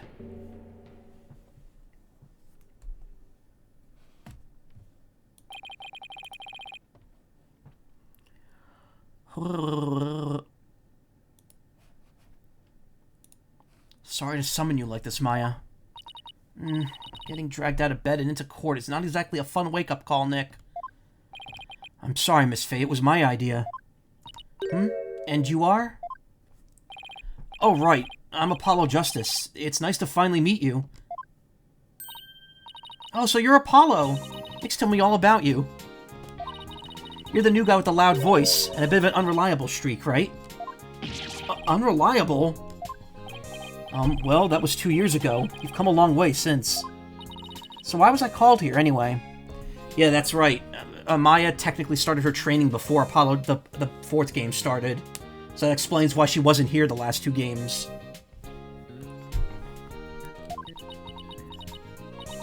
Am I under arrest again? Huh? I guess no one's filled her in. Well, she has been asleep this entire time. Miss Fey, this is a trial for Dirk Sadmahi, and you're here as a witness. What? Dirk's been arrested? But... That's not exactly the reaction I was expecting. Miss Fey, you are suspected of playing a part in the murder of Justice Minister Inga. What? Someone allegedly forced you to channel the minister to obfuscate the time of his murder. At least that's what the defense claims. Wait, what? How could you, Apollo? How did you even reach that conclusion? There's that face. Sorry, but it's the only way out this whole case makes any sense. The understandable anger at the defense's side. Will you testify, Miss Fey? Yes, Your Majesty.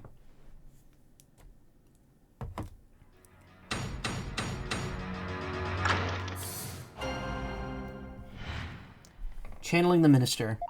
I don't have any idea what's going on, but I know I didn't channel Minister Inga. I didn't even have the chance to do something like that. Besides, I'd never go quietly along with some criminal's plan. Though I guess there are some things I'd go quietly along with.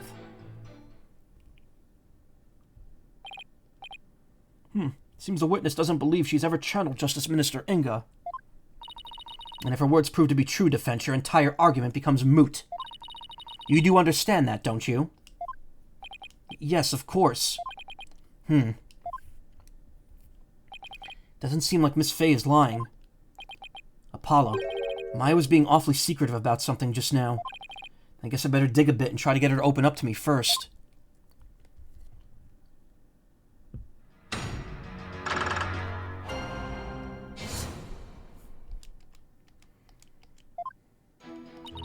Hold it! You've been asleep ever since you were rescued from the tomb, correct? I was exhausted after being held captive for so long. That must have been terrible. Maya, Minister Inga didn't do anything to you, did he? Oh no, it wasn't like that. On the contrary, I asked him for all sorts of things. Like what? Like, I'm really craving burgers, and I'll die if I miss an episode of The Plume Punisher. Acting like a brat netted me a TV and even a few burgers from someplace. He was surprisingly nice to me. Huh? Are you sure we're talking about the same guy here? He may have loomed large, but he was unexpectedly easy to push around. Even though he's the one who was responsible for pushing those execution papers through. Oh, that? Approving execution was simply his preferred method of stress relief. Wow. With a wife like her, he probably really was pushing them through out of fear. Please give Burger, I'm hungry. Begin to see why he wanted to stage a coup here. In any case, my time in captivity wasn't so bad, but of all the things that happened... I know I didn't channel Minister Inga. Are you sure about that? Maybe you just don't remember channeling him. Don't remember? I may be 28, but I'm not senile, you know. Something's not right here. He used to call Mr. Wright an old fart when he was only 24. Miss Faye, you were confined to Amara's tomb the whole time. Is that correct? Yes, but I wasn't conscious the whole time. Okay, then let me ask you something. Did you ever see Nana in the tomb, dressed as Dirk? Huh? Is this some kind of joke? I gotta remember if I saw something as crazy as that. Plus, I doubt anyone would carry out a crime like that right in front of a potential witness. I hate it when he's right. Hold it! You didn't have a chance to channel him? Does channeling someone take a long time? Not really. Once you get the hang of it, it's pretty much instantaneous. But I was all tied up, literally. So there was no way for me to make the channeling mudra with my hands to do it. Right. Guess she really didn't channel Inga then. Maya, when mediums are done with the session, they could send the spirit back to the other world themselves, right? Sure, unless they're still in training. Amateurs could get possessed by spirits sometimes. But full-fledged mediums could stay in total control of the session. And they could send the deceased spirit away anytime they want. So I take it you could do that too, Miss Faye? Of course! It's a cinch for the new and improved Mystic Maya Faye, Ace Spirit Medium. I would play that game. That's strange. You seem like the old childish Maya to me. Ugh, I'll show you, childish Nick. Hold it! So you wouldn't channel spirits for unseemly purposes? Of course not. Spirit channeling is my bread and butter. And I take a lot of pride in my work. It's like, would you use your legal skills to commit a crime, Apollo? Well, until finger-pointing and objecting become deadly, I don't see how they could be used. Wow, you're a regular Mr. Smarty Pants, just like Nick. Always ready, always at the ready with some sarcastic comeback. I think I'll save my many objections for after the trial. Yes, please. Hey, Ayla. Anyway, I'd never go along with something like murder. Though I guess there are some things I'd go along quietly with. Hold it! It sounds to me like you're trying to hide something, Miss Faye. Didn't anyone teach you about respecting boundaries, Apollo? It's really rude to pry into a person's private affairs. Ah, so sorry, I didn't realize, Wait, we're in a court of law. Yeah, I know. Then what was that all about, that me being rude? I'm just doing my job. So please, just tell me, what exactly are you hiding? Sorry, but I promised Dirk I wouldn't say. You made a promise to Dirk? Mm-hmm, a pretty big one. I think this is about all you're going to get out of her. Yeah. Enough. The witness is denying that she channeled any spirits. Further questioning is pointless. It appears your little fiction has been soundly exposed for what it is. You should listen to her, Apollo. I don't even know why you suspected me in the first place. I mean, you don't have any evidence of me channeling Minister Inga, do you? Oh, evidence, huh? There's no point in even thinking about it, really. I don't use anything special to channel spirits, so there wouldn't be anything left behind. That's true. Just like when she channeled the High Priest, all Maya needs is her own body. If the defense has no evidence to offer, I will have to end this cross-examination. Forgot about this JRPG protagonist. Yeah, she's the final boss of Ace Attorney. What now? Even if she doesn't use any special items to do the channeling herself, you'd think there would be something to complete the deception. Is there any proof that Justice Minister Inga was channeled? Sure.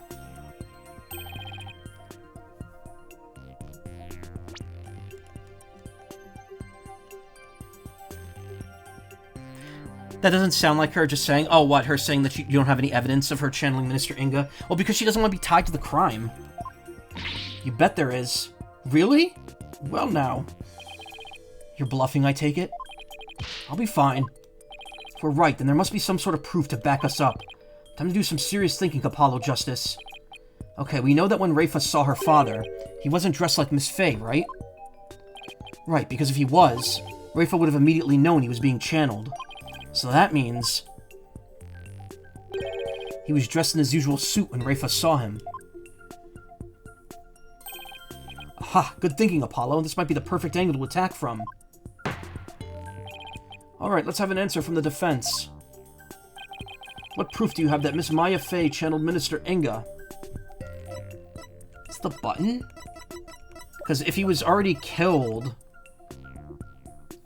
ahead of time, the button would be missing from his suit.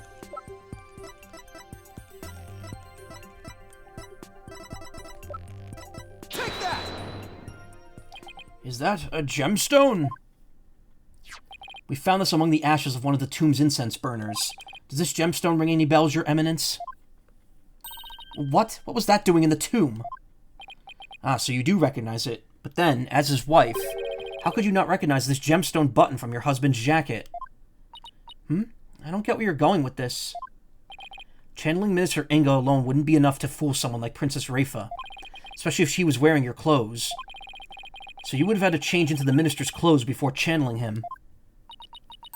Ah!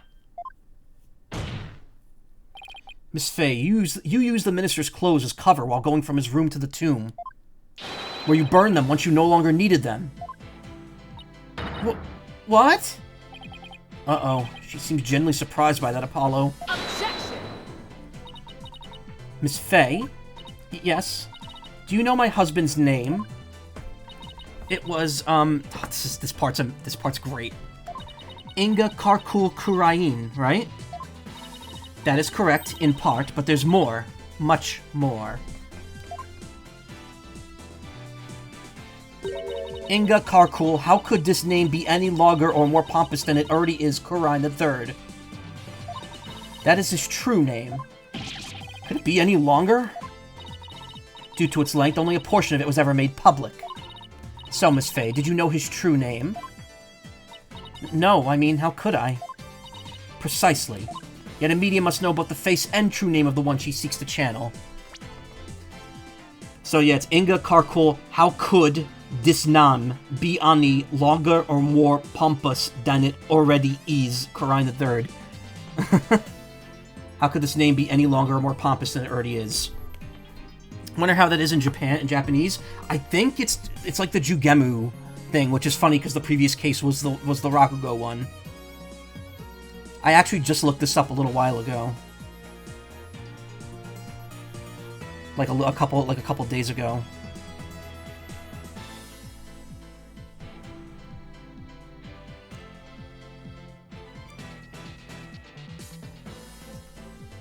Why did the page refresh itself? Yep. His Japanese name is Inga Karkul Kukurura Raruban Gijiru Hofudaran Madara Vuira Yashima Jakuteiru Kurain Sansei. May be a reference to Jugemu Rakugo, in which a boy is given an absurdly long name. His name is also written entirely in katakana.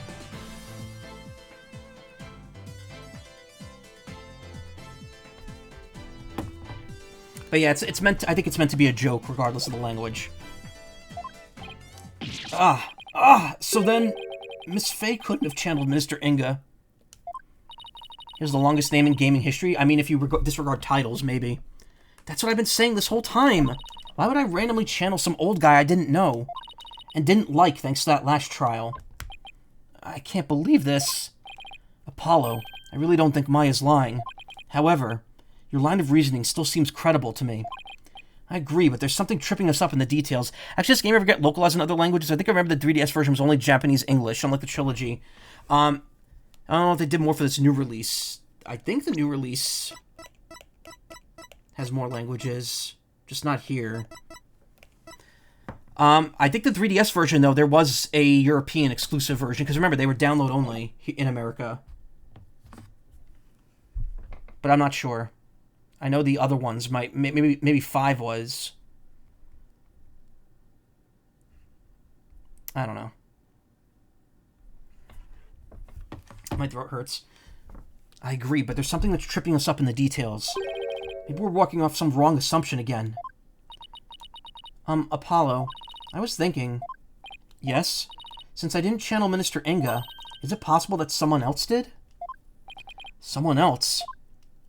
But who else could it have been? I haven't thought that far yet. Such chatter is without merit. Let us move on, shall we? Erk.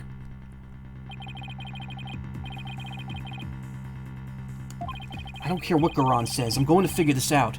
If it wasn't Miss Faye and the Queen is an alibi, then... Apollo, forget who's capable of channeling spirits for a second. I should consider the circumstances around the channeling, right? Right. We know Rafa saw her father coming running out of his private quarters. If he was being channeled at the time, who could it have been? It had to have been someone who was in Inga's private quarters. Well, I'm waiting, Defense, and you know how much I despise waiting. Yes, but...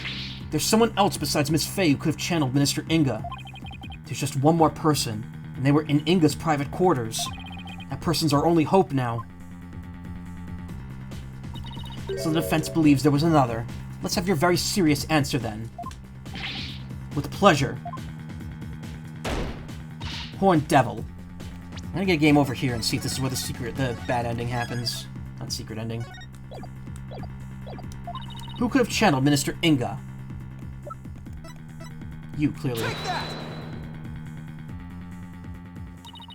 Preposterous. Wow, she just whooshed them away. I have heard enough. This trial need not be drawn out any longer. Despite the absence of the accused, I have reached a verdict. Regarding the murder of Minister Inga and the assassination of Queen Amara, the defense has failed to counter the charges filed by the prosecution.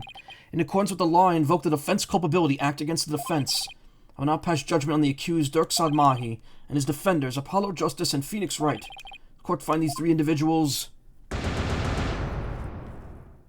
Nah, it's not yet. I think it's only during the end phase of this case.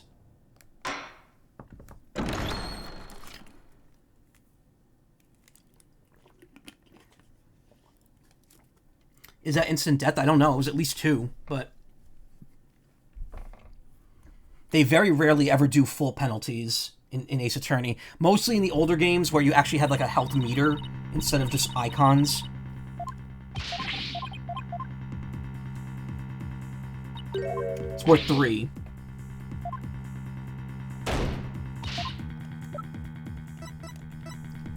Rafe is a tenant. She disappeared all of a sudden after Minister Inga's death.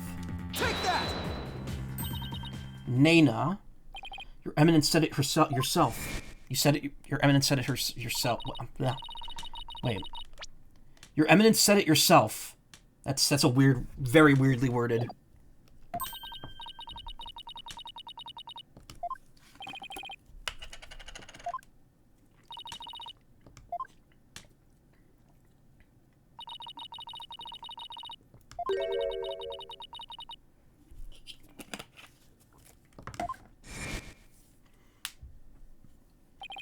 And then there's her benevolence's statement.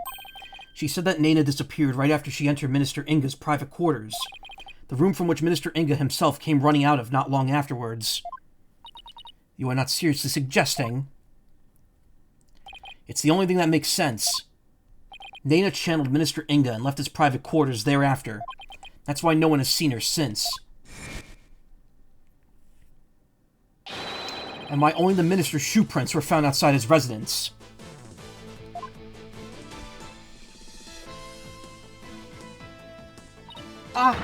No way! That's gotta be it. Nana must have somehow channeled the minister.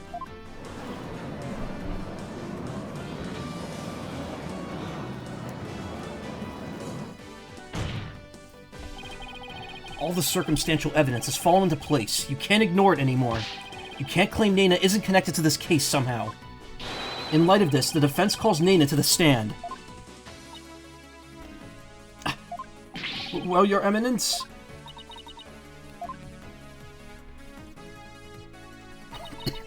Very well, then. Let us call Nena to testify. Yes, now we can finally crack this case wide open. Let us adjourn while the witness is summoned. There's no need. Nena's waiting in the lobby. What? Nena's here? Thought she'd gone missing. It seems she was feeling unwell and simply wished to rest undisturbed. But her concern for Rafa brought her here today. She took time off without Rafa's knowledge or consent? I'm betting there's more to her disappearing act than meets the eye, Apollo.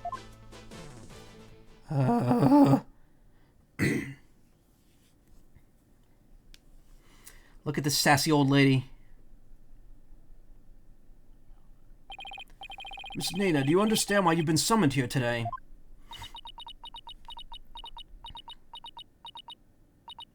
Yes, of course. Her Eminence has informed me that this man here suspects I have committed a crime. So this is Nena. That's quite the hairdo. Though I will say... I suppose I'm not as old as I had thought. If this horn-headed nincompoop would have taken me for a criminal... Nincompoop? Isn't that Rafa's favorite insult? Guess Nena rubbed off on her with all the time they spend together. You there, young hornhead. Yes?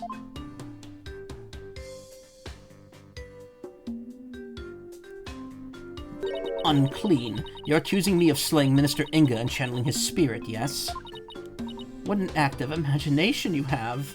Young folk are so wonderfully open-minded. Thanks. Just take the compliment, Justice. Now then, will the witness please proceed with their testimony? This court wishes to know if you did or did not channel Minister Inga in his private quarters.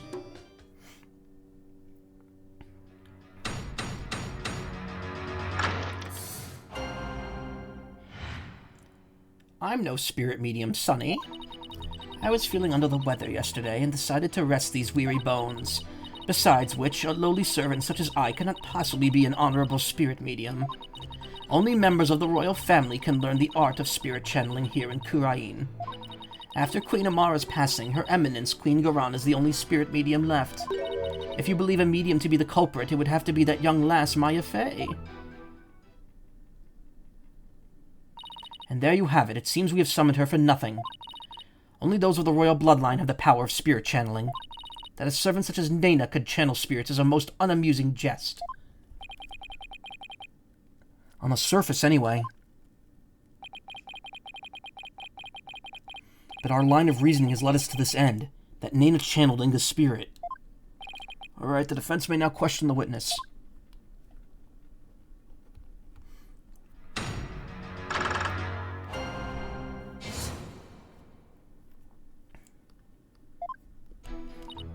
Hold it! Press the fuck out of her hair.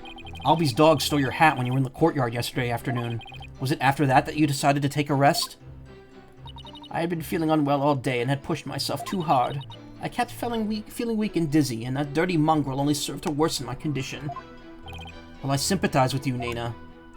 You took the whole day off without informing Princess Rafa. She was very worried about you, you know? How very kind of her benevolence. But she need not concern herself with the welfare of a mere servant such as I. Except to Rafa, Nena's not just a mere servant. To even think a mere commoner could channel spirits or slay a minister. What hogwash! Hold it! I hear you are the head servant, isn't that right? Are you suggesting that my position affords me the ability to channel spirits? Since you're the head servant of a family of channelers, I'd say it's plausible. If you wanted to, it's not impossible for you to learn through exposure. I think not, for that goes against the very underpinnings of the Kingdom of Khura'in. To become a spirit medium requires a noble spirit and rigorous training, but most importantly, one must be a direct descendant of the founder. It is not simply some hobby one could take up in the manner of knitting or gardening. So commoners could never become a medium no matter how hard they tried? That is common knowledge to all who are born and raised here, young hornhead.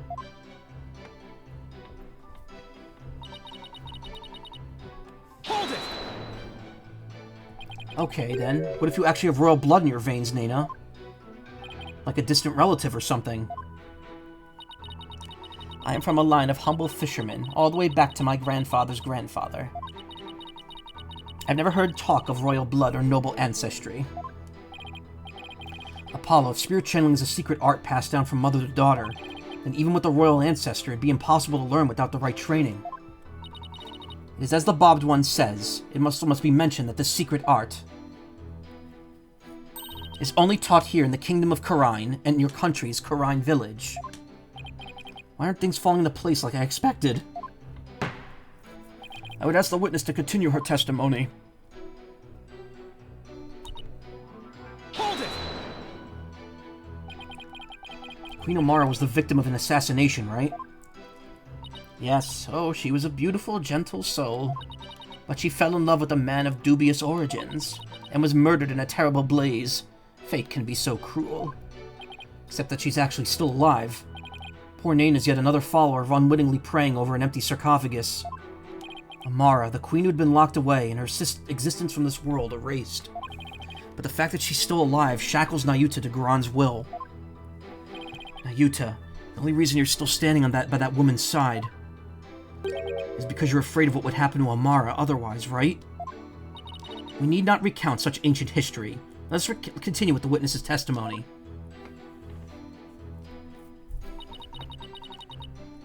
Hold it! Miss Fey was being held hostage. She was completely tied up and didn't even know Minister Inga's true name, making it impossible for her to kill or channel him. Bah, I know nothing of that. Objection!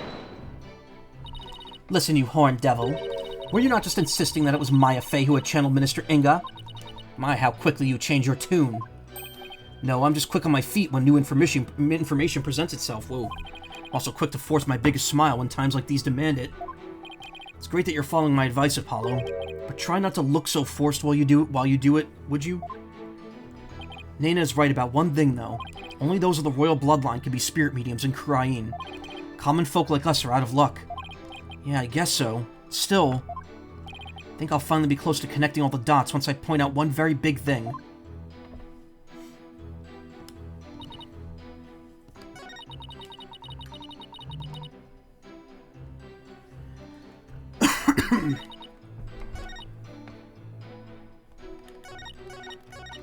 Feeling under the weather, so I decided to rest these weary bones. But you were seen in Minister Inga's... Dinga Durgan's, house.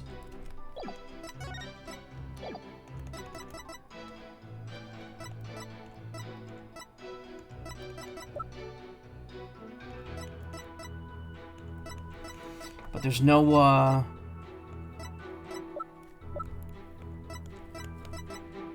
there's no, like, evidence of that statement.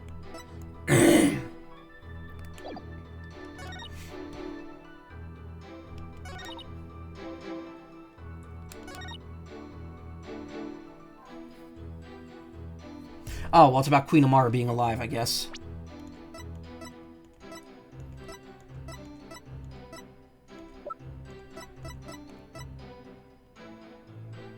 Objection! Okay, so I presented what makes sense in terms of a direct contradiction. Except I don't know how to make it make sense in the larger context of the case. Just fixing my headphones here. Well, is the defense going to follow up its loud objection with a sound explanation? Oh, sorry. How do I put this? I believe there's a problem with Naina's testimony. Go on. She asserted that she could not possibly be a spirit medium because, in Khura'in, only members of the royal family can learn how to channel spirits. I fail to see the problem in that statement, defense. Hold on, I'm getting to it, Your Majesty. Naina stated an absolute falsehood. Since we know that Amara is still alive. At the same time, circumstantial evidence points to Naina channeling Inga. After all, just after she entered his private quarters, Inga came running out screaming despite having been killed at 2 p.m.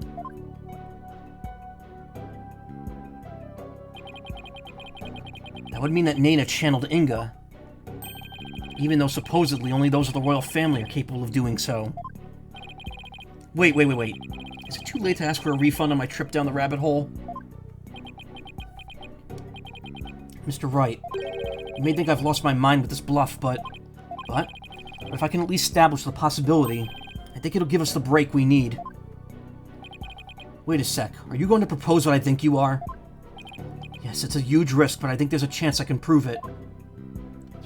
Will the court please take a look at this photo? Look up stuff about translation to figure out what I was thinking. It was TGAA collection that was only in Japanese English. Oh, okay. That's... This photo's very existence, to say nothing of the person in it, contradicts the witness's claim that Queen Guran is the only remaining spirit medium in Kurain. Horned devil, you mustn't! Oh, but I must. Under these circumstances, the outcome of this trial depends on it. But you already knew that, didn't you, Your Eminence? Will the defense please explain who is shown in the photograph? The person in the photo is the previous queen, Amara Sigatar Kurain. Contrary to popular belief, she was never assassinated. In fact, she's very much still alive. What? But that's nonsense. However, for some reason, they stopped doing Spanish translations after Apollo Justice on DS, and that translation is missing from the collection. Wait, really? They never added Spanish to this collection? That's a weird omission. Take a good look at the law book in this photo, Your Majesty. The mark of the dragon branded on it could only have been placed there after Queen Amara's supposed assassination. Ugh. Queen Amara's still alive. Has the lawyer gone mad? While I personally find it hard to believe, I will allow the defense to continue. You may proceed, defense. Queen Amara's death was staged to keep her safe from her would-be killer. Yet according to Dirk, she's actually being held captive somewhere.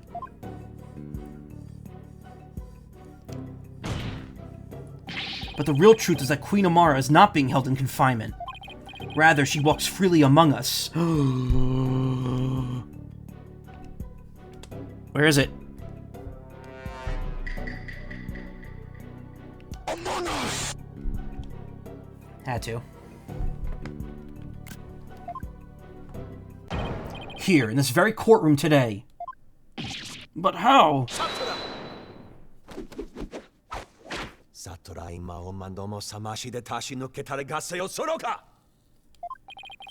Do not be deceived, Your Majesty. The Red Pepper is skilled in weaving plausible lies. It is the cunning lawyerly art known as bluffing. But knowing this, there's no need to fear his forked tongue. Objection! That's where you're wrong, prosecutor, because you'll be quaking in your boots soon enough. Is that so? It's my turn, Nayuta, to wake you up to the truth right before your eyes. Queen Amara is still very much alive and has been disguising herself as... I mean, obviously. But that's... Ah! This is the simplest and cleanest explanation for everything we've covered so far. The person who killed Minister Inga. Someone with intimate knowledge of the divination seance. The medium who channeled the minister in order to mask the real time of his death. Condense these traits into one person and you get a spirit medium of royal blood. And that person is none other than you, Nana.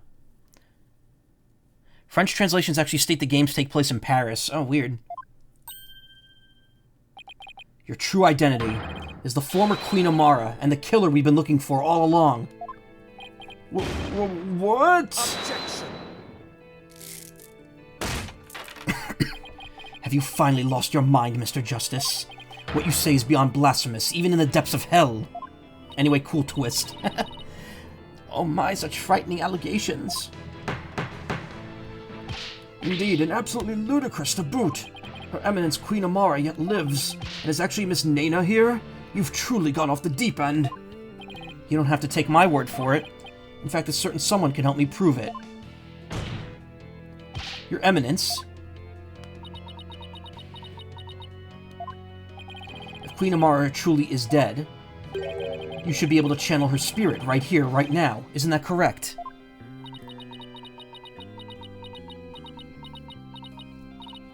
her. I can deny it no longer. The lawyer speaks the truth. Nana, the woman who stands here before us, is Amara, the former queen believed to have perished 23 years ago.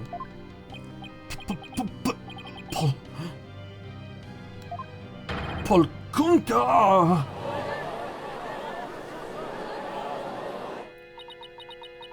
How the fuck did everyone not think of that through all these years? I don't know. Because she dressed up as an old lady. Finally. We finally got Inga's real killer on the stand.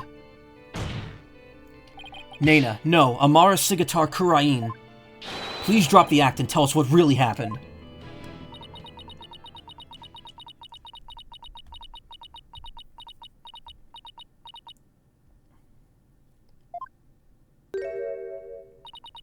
Oh, dearie me. I guess I shouldn't have underestimated the power of youth. Well done, young hornhead. Cutscene time.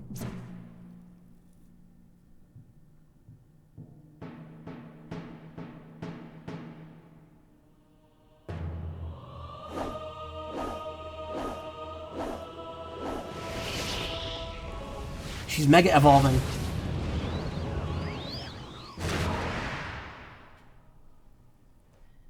This transformation. Yes, the drama. Hey, Calzoners, how you doing? Whoa! Huh. I was getting tired of masquerading as an old woman anyway. It has been far too long since I last greeted you, good people of Kurain. It is I, Amara Sigatar Kurain, your former queen. She is the moment. Queen Amara. Wah! Ah! Ah!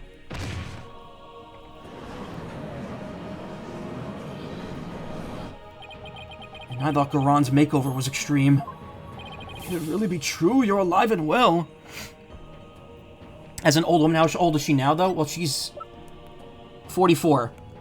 She's 1 year older than her sister. The previous queen. She's a spirit medium known as the Grand Priestess and possesses incredible spiritual power. Oh, they still have Nana here as a separate character, though. With just an unknown age. It is true. I feel as if I've been called back from the Twilight Realm. I fear I've caused you all a great deal of distress. Amara, I'm sorry I was unable to keep your secret any longer. I hope you can forgive me. It is quite alright, Garon. I am safe now. For Dirk, that Blackheart who threatened my life, will be recaptured soon enough. I need not conceal my identity any longer. Figured she might be older because they mentioned how long she's been gone. Well, yeah, but I guess everyone's ages are relative to Ben. So 23 years ago, she was 21. And that would mean Garon was 20. Queen Amara, what does this all mean? Were you not killed in that fire 23 years ago? I barely escaped that blaze with my life. But though I survived, I knew that scoundrel would make further attempts on my life. Therefore, I staged my death and abdicated the throne to my dear younger sister, Garon. But the building of that great tomb, and disguising yourself as a lowly servant, why would you do such a thing? Garon, I would have you explain. I wished for her to be close at hand. It was the only way I felt I could protect her. And it was the best way to hide her from the eyes of the public. After all, who could conceive of Amara lowering her station to that of a servant? She's got that right. Even Dirk thought Amara was being held captive in some far-off place. He never even guessed she was living as his servant, right in plain sight. I must say, a life dedicated to the servitude of others is not the least bit disagreeable. It is a quiet, humble existence, far removed from the tedium of regal duties. Ah, but those days of peace have ended. And it's all because of you, Hornhead. You should consider yourself lucky if that's all this ends with. If there's something you wish to say, then say it. Doesn't matter who you are, you won't escape the crime you committed. But defense moves to indict you as Justice Minister Inga's real killer. How you doing, calzoners? Hey. Hello. I'll go another 40 minutes. What's this? You would accuse Queen Amara of homicide? A Grand Priestess of Karinism? You can't do that. She's virtually a goddess in the eyes of her people. You can't do that! Friggin' Northern Lions, Bluey rant. Bitch, there's closing costs! If you commit the crime, you better, we're going to Texas? If you commit the crime, you'd be better be ready to do the time. Be you a priest, saint, queen, or god. I've never met such an egalitarian person. Queen Amara. In your years disguised as Nana, you would have learned about Minister Inga's disorder. So you knew you could dress in Dirk's clothes to forge a convincing seance vision. Isn't that right? What a curious character you are. You would label me a murderer. Me, the one who the whole people regarded as the reincarnation of the Holy Mother herself. Become Megumi. You may be a grand figure in Karinism, but as a foreigner, you're just another suspect to me. It would appear your words are not in jest. Am I to suffer the sullying of my good name with the accusations of most murder most foul? Please, Queen Amara, forgive his impudence. The lawyer knows not what he speaks. Fear not, good majesty, for this is the sacred hall of justice. Though I am a grand priestess, on this stand I am but a witness like any other. I shall face his accusations with grace and benevolence. Your compassion overfloweth your mercifulness. Oh, young lawyer, in my benevolence I must warn you that your assertion suffers from a tragic flaw. Huh? There's a flaw? Nayuta. Yes, your mercifulness. Who was present in the tomb when the murder was discovered? Dirk Sadmahi, Maya Fey, and the victim, Minister Inga. I see, that is a fatal flaw indeed. It appears Queen Amara couldn't possibly have gone to the tomb as Minister Inga. What? Why not? Do not keep the defense waiting, Nayuta. Explain how wrong he truly is. Yes, your mercifulness. Hopefully when the new games are released eventually, they never stop doing the effect of mimicking sprites, although the characters will just snap to a specific pose with one sound effect. Yeah. I mean, that's the Ace Attorney style. They're not going to get rid of that.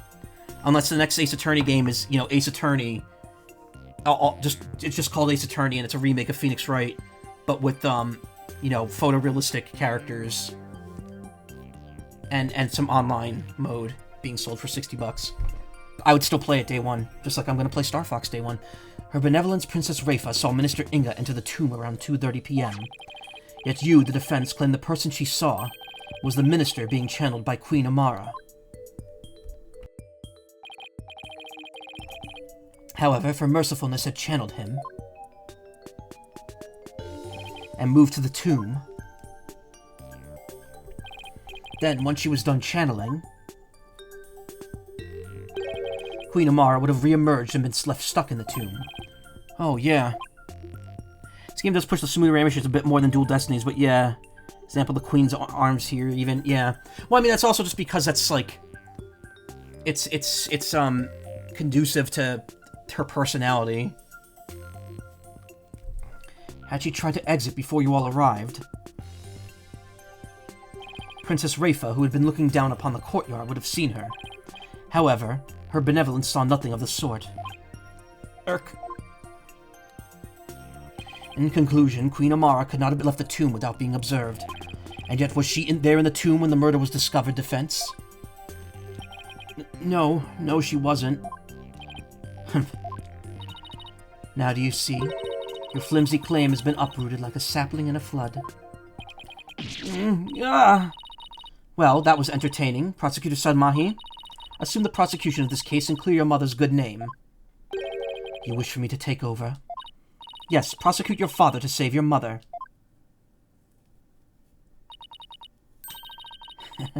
What a poignant fate you bear, but bear it you must. Are you ready? Yes, Your Eminence. And there you have it, Your Majesty. I shall watch the rest of the proceedings from the sidelines. I relinquish complete control of the Sacred Hall to your authority once more. Why, thank you, Your Eminence. Now then, Your Mercifulness, your testimony, if you please. Imagine how uncanny that animation would look if they did it in the 2D games, yeah. Ever had dual prosecutors before? Nope. Not technically.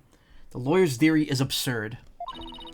Now I shall destroy your utterly absurd and barbarous theory.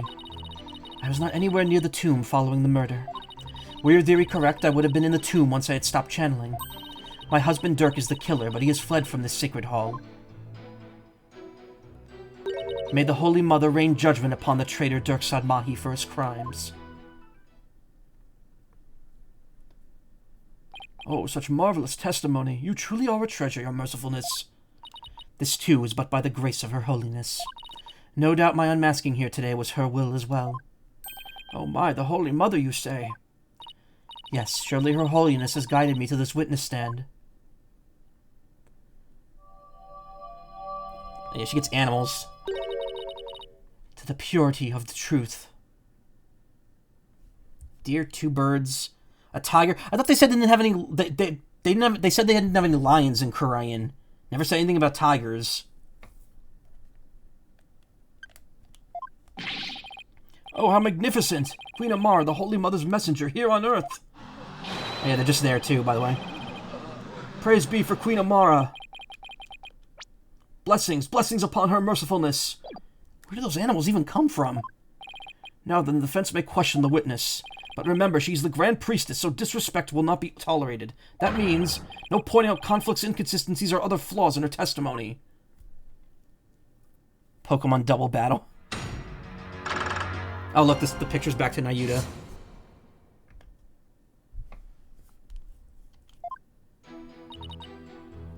Hold it! My theory is utterly absurd and barbarous. And high-handed, if I may say so. Nayuta was right to call you putrid-minded. That tiger has such kind eyes. He looks like he's mesmerized. More than he's being kind. It looks like he's just, like, enthralled with her. Which I assume they all are. Surely even the monkeys of Mount Pony Pony's holy waterfalls could devise a better theory. Surely you could steal better insults than Nayuta's best. Now then, to all of you gathered in this sacred hall, need I remind you... Hold it! Well, maybe you were hiding inside the sarcophagus. After all, it does technically belong to you. Bet you'd have no trouble opening it. What, you think she just has the key to her own sarcophagus? If I had been in there, I could not be here today. For the tomb has been under constant surveillance since the murder. I would have never been able to leave. I guess not. If I might ask, what's in that sarcophagus anyway? You're still alive, so... Eyes emoji. There is despair, sadness, hatred, and malice. Only one brave enough to see the truth hidden deep within. Could discover the final hope. My continued corporeality. Corporeality. Corpo? Like Copperfield. Damn. Corporeality. Completely lost me. In other words, it's empty. But no one dared to open it because they were too scared of the curse. Now, will you dispense with your theory? It is as empty as my sarcophagus.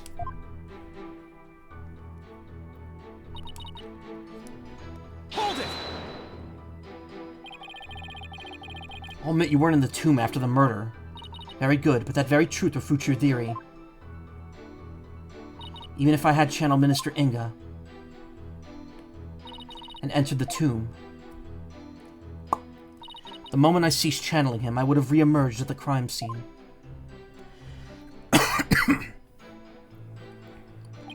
Precisely, as you said yourself, Defense, Queen Amara was not there after the murder. The only living souls in the tomb at that time were Dirk Sadmahi and Maya Fey. Be it in this life or the next.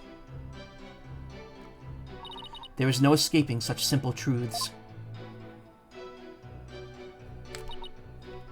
Hold it! There must be a reason why he had to make his escape today. A reason? Ah, perhaps. Perhaps what? Perhaps to conceal himself and lie in wait for another chance to claim my life. What's this? Objection! Also, hey, Wing Zero, how you doing? Yeah, she's Snow White. No, it's definitely not like that, your mercifulness. First of all, you don't really believe he's trying to kill you, do you? Love videos of tigers being affectionate because unlike other big cats, they can't really meow and just make noises more like moaning. Oh. After all, you two ran off together after he rescued you all those years ago. That was only because he had the audacity to claim, "It wasn't me, you must believe me. It was my duty as a wife to her husband. To bend an ear to him, was it not?"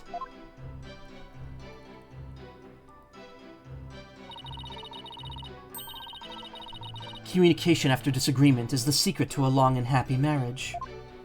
Sure, I guess. Cheetah chirps and meows are cute. What do you think, Mr. Wright? I think I like a cheap.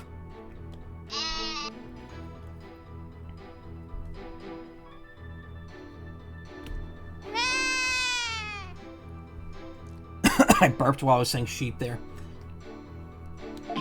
Don't ask me. That is why I listened to Dirk. However, he didn't have a shred of evidence to support his claim. If he grieves me, it grieves me to admit it, but my husband truly did try to murder me. That's quite enough. It's abundantly clear that Queen Amara's testimony is flawless. Oh, do you understand now, lawyer? This is bad. The judge isn't going to let me cross-examine her much longer. Mara should have been in the tomb after the minister's murder, but she wasn't. I don't get it.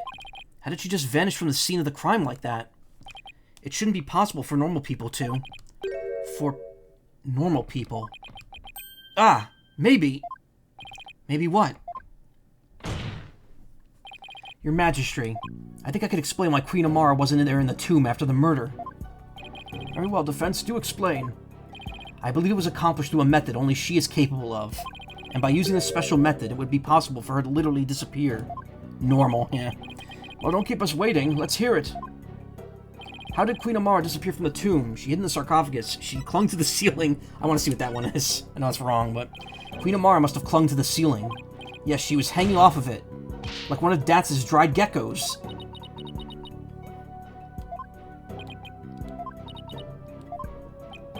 Was it something I said? Nice try, Apollo, but you might want to try a different joke with this crowd. I wasn't trying to be funny, Mr. Wright. How dare you compare her mercifulness to a mere gecko? Spider-Man. Her birds lifted her up there. Sorry. Now then, I will ask the defense again.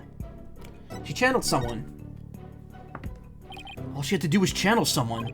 Then she could easily disappear from the scene of the crime. After all, she would literally be someone else. Why, I believe that actually makes sense.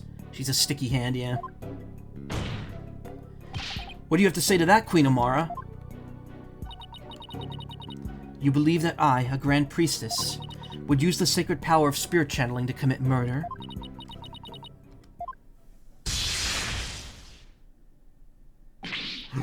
What the?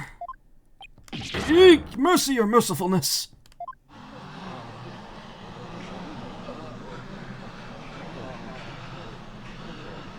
No, the animals, yeah. How dare you spew such vile blasphemy, defense! You will retract your last statement or face immediate execution! No, good Majesty, it is quite all right. Karanism also teaches that we must respond at all times with reasoned principle. Therefore, I shall offer a measured response to this blasphemous accusation. Why the crowd sound like Mr. Bean? Oh, God. You have something to counter with? Oh, that reminds me. Joel started Season 3 of Voices of the Void. The game apparently got another major overhaul now. Indeed. Now, are you listening? It would not have been possible to simply vanish by means of spirit channeling. After all, it would require a deceased person to channel. However, there was only one murder victim in the tomb. And that was Minister Inga, the only others right there after his murder. When controller support? I don't know. There's no controller support still? Were Dirk and Miss Faye. Ah, had I channeled Inga as you allege. Well, the outcome would have been quite odd, to say the least. For there beside the dead minister, a living, breathing one would have appeared. Even if I had been in the tomb, there was no one to channel except the deceased minister. So you see, I could not have vanished by means of spirit channeling. That's true, but I can't rule it out yet. Because, well, what if there was another victim? Someone we haven't identified yet. How absurd. If you channeled someone other than Minister Inga, you could have used their identity to disappear from the tomb. No, it would help a lot. There is one way, there is one. It would help a lot if there is one, as you're not very good with keyboard controls. Yeah, I prefer controller support as well. I mean, that's when I played FF14. I switched to controller support about halfway through, and it was way better. I have to remember, I have to relearn how to play it whenever I get to go back to it. Another victim.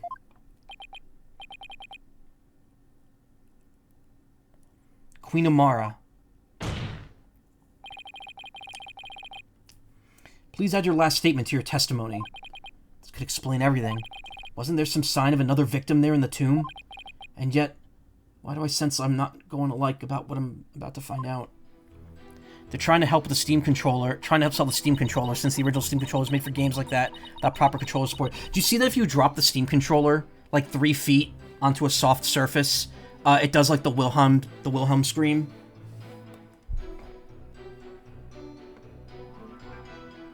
Minister Inga was the sole victim. There was no other spirit to channel until he was dead.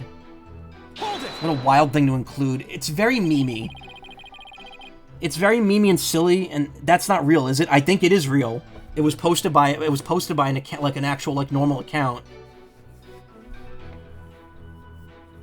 But it only happens. I kind of wish it was more the portal turret noise. Yeah, that would be funnier. That would have made more sense. Apparently, it only happens once every, like, 4 or 5 drops while it's powered on. Which is also weird, because why would you be dropping your controller that much? What if there was another victim besides Minister Inga? Gonna head to bed? Alright, Wayne Zero, you take care. Thank you for stopping by. Anger, yeah. What on earth could you mean? The only body we found in the tomb was the minister's. Yeah, but, Mara's counter-arguments are too spot-on for us to rebuke. Actually, there is one possibility. What's the matter, Apollo? It's one heck of a face you're making. Oh no, it's nothing, really. And yet, that means...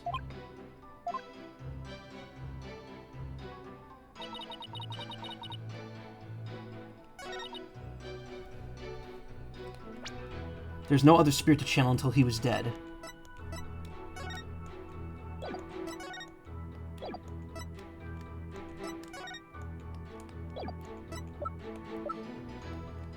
The mysterious bloodstain. Objection! Hope it's easy to customize with your own sounds. That's a good question. I can't believe I'm presenting this, but it proves that there was another victim. Still, the only ones there at the scene of the crime were...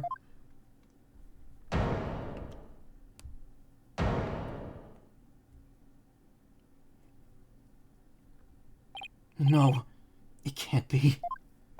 Will the defense care to share something with us? Queen Amara, you knew, didn't you? Whatever are you talking about? If you won't tell this court, then I will. Well, don't keep us waiting. This case includes a second victim. One of the 2 people found alive in the tomb after the minister's murder was actually already dead. But a second victim, Apollo? That was the wrong voice. Queen Amara, after you channeled Minister Inga and moved to the tomb, you vanished from the scene of the crime by channeling the other victim. That explains why no one found you after the murder was discovered.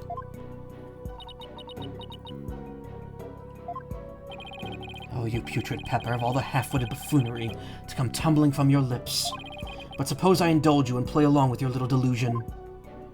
Tell me, Mr. Justice, who was the other victim?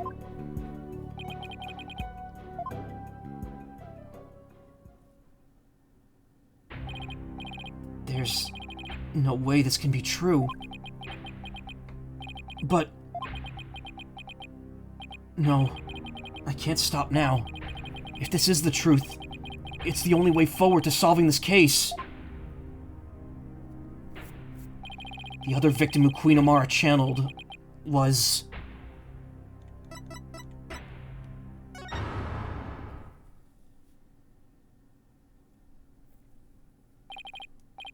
Listen, son, even if you manage to prove me innocent tomorrow, I don't have long to live.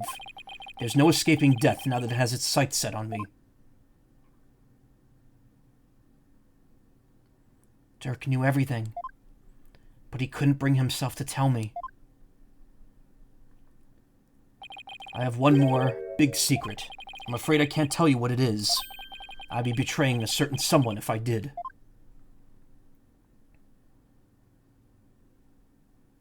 He couldn't accuse the love of his life. The sad truth is, the other victim channeled by Amara was... Take that! What? You can't. That's not possible! The defendant, Dirk Sadmahi, is the one Queen Amara channeled. He's the other victim. This is insanity. Polkunka! Apollo, what are you... Do you realize what you're proposing? Objection! I demand an explanation, Mr. Justice. I don't know when or why Dirk was murdered, but the facts and evidence speak for themselves. And this is where they've led me. I see. After Inga's murder, Dirk and Maya were the only ones in the tomb. But if one of them was actually dead and being channeled by Amara... But it can't be, can it? Dirk's bloodstain at the scene of the crime was the clincher for me.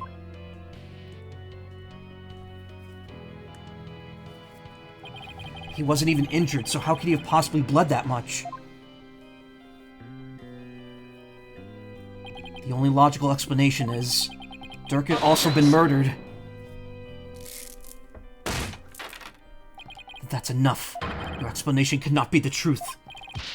And you would not dare to have proof to support your assertion. Nayuta, I wish it weren't true. I wish with all my heart that I'm wrong. But as much as I don't want to believe it, yes, I can prove it. Dirk's killer must have hidden his body. It would have to be somewhere nobody would ever look. And there's only one such place. Did you truly have proof? The fastest way would actually have someone go check the tomb. Go check the tomb, but why? Because I believe Dirk's killer hid his body here. Take that! You would suggest Queen Amara's sarcophagus, the only place in the tomb that no one would dare to look. Plus, a killer would soon become trapped by hiding in there. But a body, well, that's a horse of a different color. Which means... I believe we must search the sarcophagus at once. Your Eminence, being that Queen Amara yet lives, I trust we may now open it. If we must. Your Majesty, I believe Detective Sky is still there at the tomb. Let us contact her at once and have her conduct a full investigation into the matter.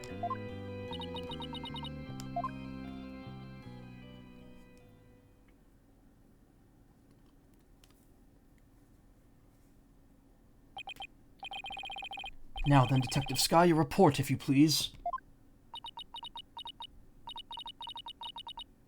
I'll start with my findings. Please, please, please let me be wrong about this. I just want things to be as they were.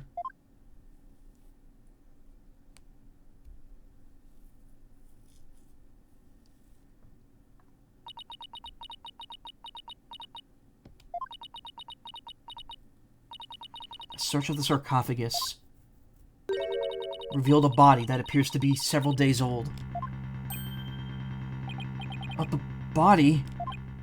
Detective Sky, tell me it wasn't Dirk. Tell me my whole theory was completely off base.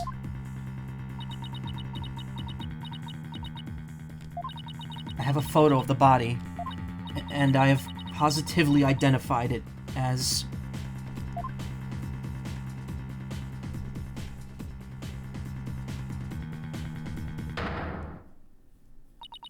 Dirk Sadmahi.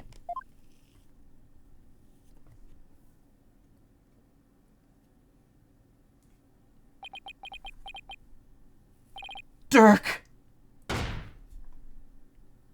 No!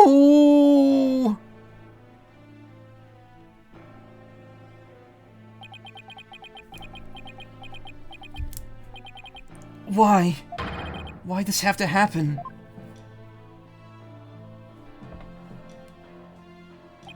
Damn it, Dirk. Answer me.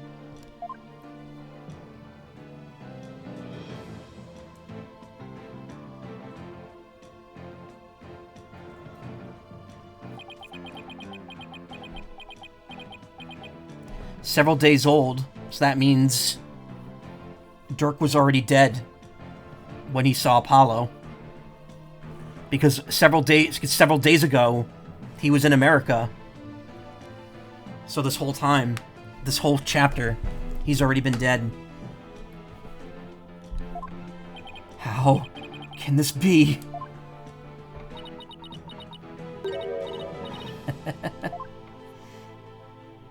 Plot twist. Squan dog, yeah. That traitorous snake, the very head of the insurgency, murdered? Oh, what a joyous day. Those fools shouting for change and revolution will finally return to whatever rocks they crawled out from under.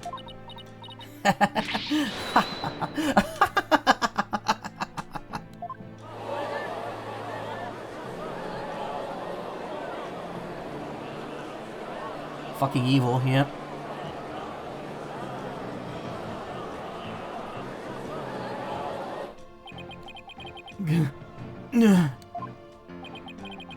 Who? What was I even fighting for? Okay, Zero. Apollo. What am I supposed to do now?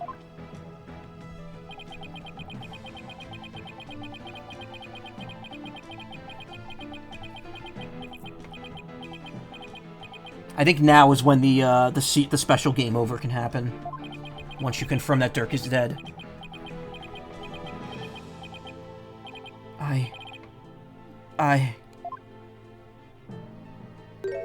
Son.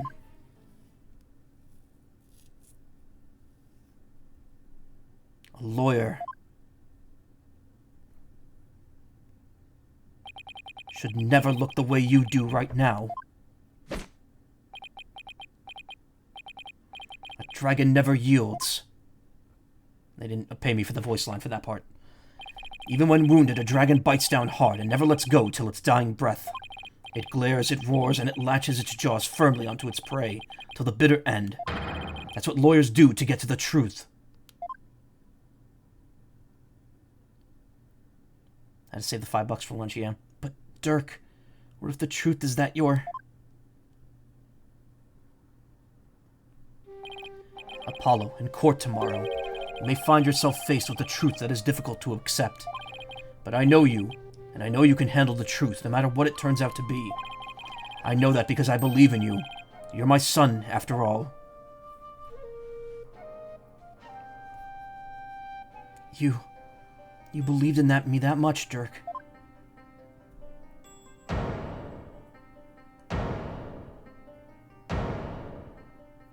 Yep, already dead there.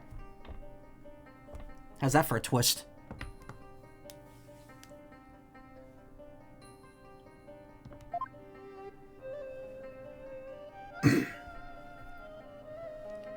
Dirk, I think I finally understand.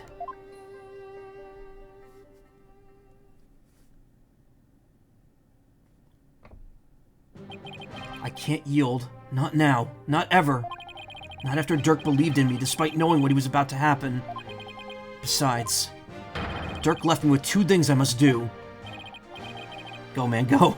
Are you alright, Apollo? Sorry about that, Mr. Wright, but I'm fine now. Apollo?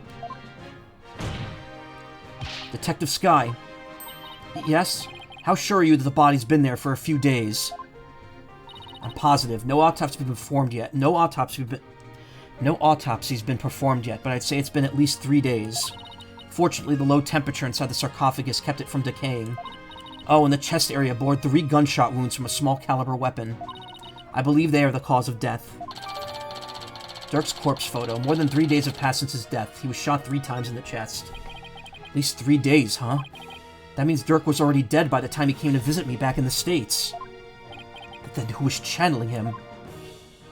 I think it would have to be someone who could get into and stay in the US without arousing suspicion. It also had a solid cover story so they wouldn't be seen as missing. I believe this is who was channeling Dirk when I saw him in the States. Take that! Got shot once per day, yeah. Maya? Oh, I see. She was being held hostage at the time, so it seemed only natural that she wasn't around. Right, and do you remember what she said earlier? FBI would like to know your location.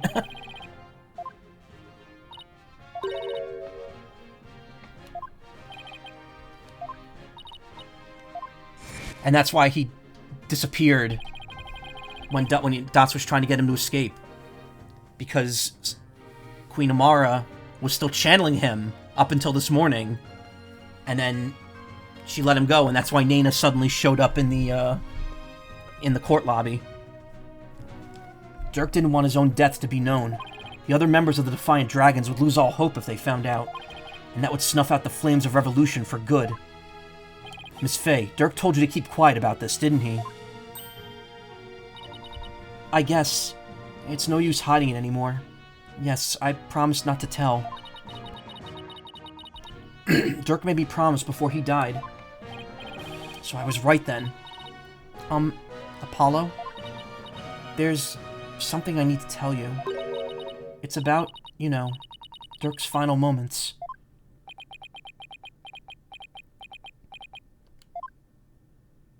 I'm listening, Miss Faye. What happened in his final moments? It was soon after I was kidnapped. Dirk paid me a visit in that tomb where I was being held captive. I'd say it was a few days before Minister Inga's murder.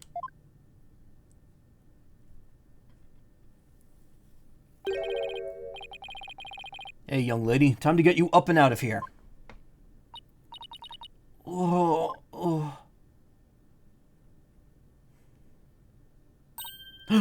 It's that revolutionary guy. I'm here to rescue you. You are? Why? Figured things were a little too quiet with that stamp-sucking scumbag. So I started digging around. That's when I found out you'd been abducted. Why would a rebel help me? Let's go before it's too late. It already is for you, pal. Long time no see, you rebel blowhard. Inga, I know what you're up to something, and I'm going to find out what.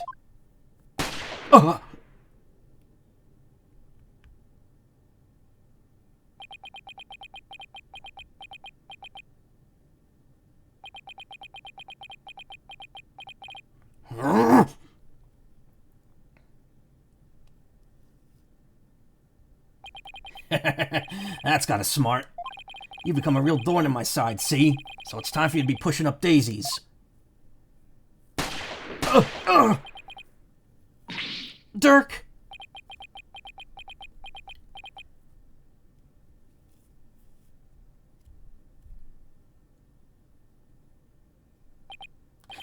Did you really think a pea shooter like that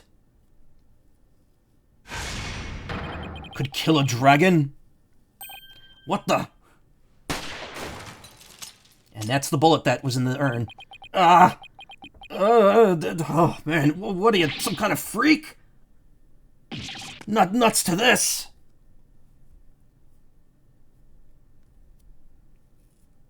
You little shit. Oh gosh, that's a wild thing to see anime in this series. Yeah, someone getting shot. Even in these newer games, you don't usually see the person actually get shot. Like, you don't see the bullet getting fired. Dirk was shot several times, but he barely even flinched. He sacrificed himself for me.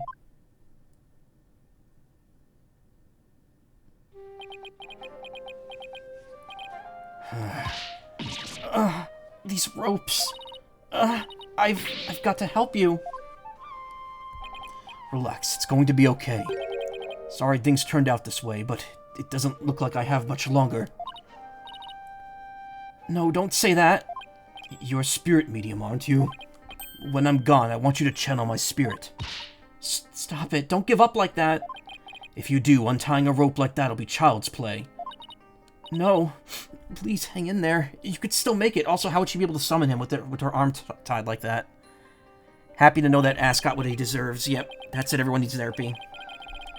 Promise me one thing, young lady. It's about my son.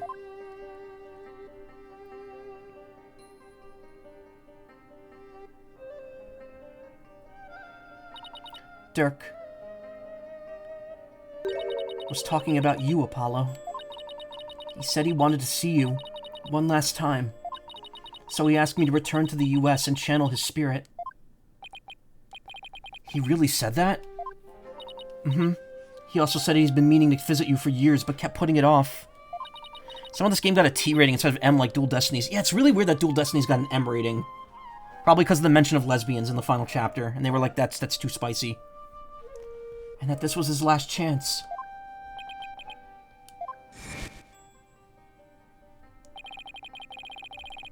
You just show up here without warning after all this time. What gives? Came all this way to see you, son. Come, rejoice. Right, why don't you tell me the real reason you're here? Dirk, you really did come to the US because you wanted to see me. I guess this means it was Inga that hid Dirk's body in the sarcophagus after Maya left the tomb. Apollo, you can't stop now. Dirk would want you to keep pressing on. I know, Miss Faye, and I won't disappoint him.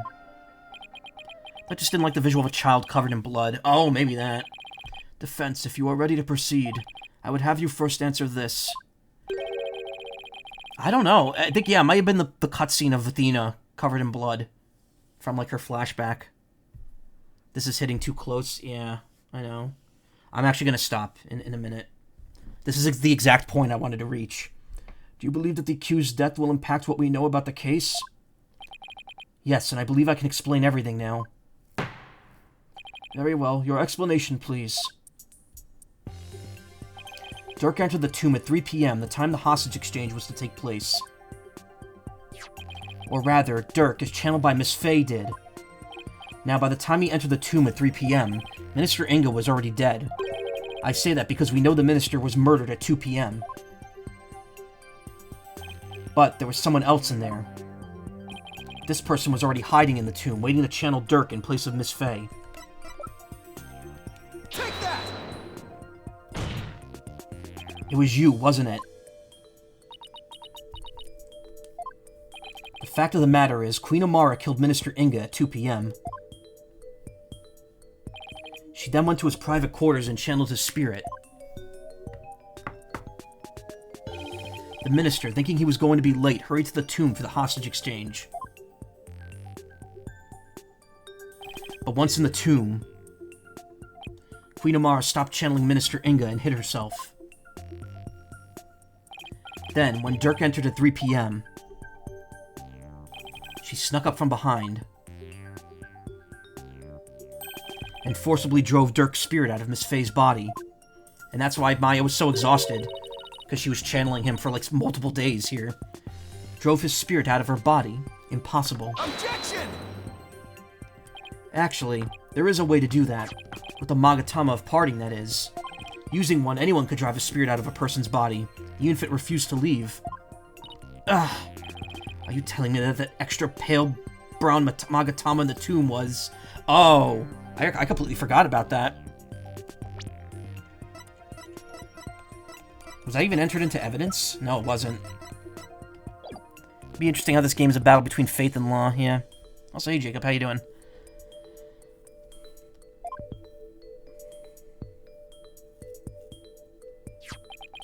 That it was. That's right, Prosecutor Sadmai, and you've seen one in action before.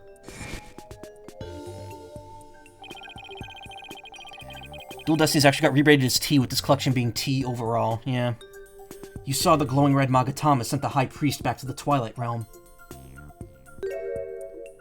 And how it turned into a spent pale brown afterwards. In other words, the brown Magatama found in the tomb looks that way because its power had been used up in pushing Dirk's spirit out of Miss Faye's body, right? I probably passed out as soon as Dirk's spirit left my body. I was exhausted after channeling him for so long, after all. After that, Queen Amara must have dressed Miss Faye in her usual outfit and tied her up. Yeah, Maya must have... Well, no, she went to the States and How did she have an outfit of hers then? Whatever. I'm not sure where she got the outfit, but we can assume she had it all planned out. Okay. At least we're acknowledging that we don't know where the outfit came from. Then, Queen Amara must have changed into Dirk's clothes, smeared blood on them, and picked up the knife and channeled Dirk's spirit. That's how she made it look like Dirk had committed the crime. And that's how she escaped, right under our noses. Gah! I don't know, Apollo. This whole thing seems a bit far-fetched. Dirk, what was going through your mind while all this was unfolding?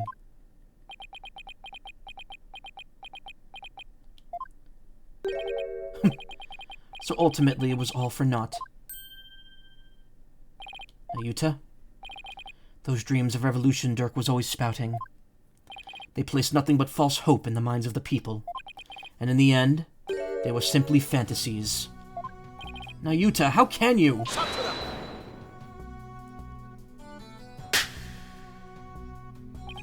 Karma has spoken. No, he's not here. He hasn't been in chat in a while. The dream of revolution has withered on the vine. Its fate is sealed. The other insurgents will soon wake from their shattered dreams. No, Dirk's dream can't die like this. I'm not going to sit back and let that happen. I can't and I won't. Nayuta, don't forget that Dirk's been proven innocent. His name is no longer tainted by the charge of murder. Now the rebels and their sympathizers who've been calling for his release can't be charged with abetting the accused, so the revolution is far from over. It's only just begun. Objection! No, Dirk has not yet been proven innocent. You have merely indicated the possibility of his innocence. What do you mean? Dirk is indeed dead. However, what if it was Dirk who killed Minister Inga while being channeled by Miss Fey? And while the crime could have occurred at 2 p.m., you have yet to substantially prove it. Or do you have conclusive proof that the time of Minister Inga's death was at 2 p.m.? Well, no, I don't, but it seems further testimony will be required of me. As it would appear that I have fallen under suspicion, I would like to state my case. Prosecutor Sadmahi, the rebellion must be snuffed out once and for all. You must prove Dirk Sadmahi to be the foul murderer that he is, and every last insurgent and their sympathizers must be found guilty under the Defense Culpability Act. As you wish, Your Eminence. Why is Nayuta doing this? Garan shouldn't have him under her thumb anymore. Amar is not a hostage, so what gives? Nayuta, what's left to chain you to her like this? Very well then, Queen Amara. Please proceed with your additional testimony. And that's where we're gonna cut it for tonight. Because it's like the perfect... It's like exactly 3 hours. You have no proof. And I have no more energy either.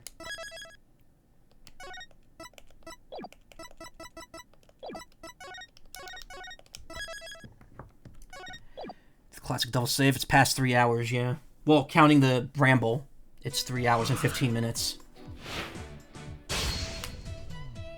Beautiful. So we made it exactly where I wanted to get to. Why did that happen?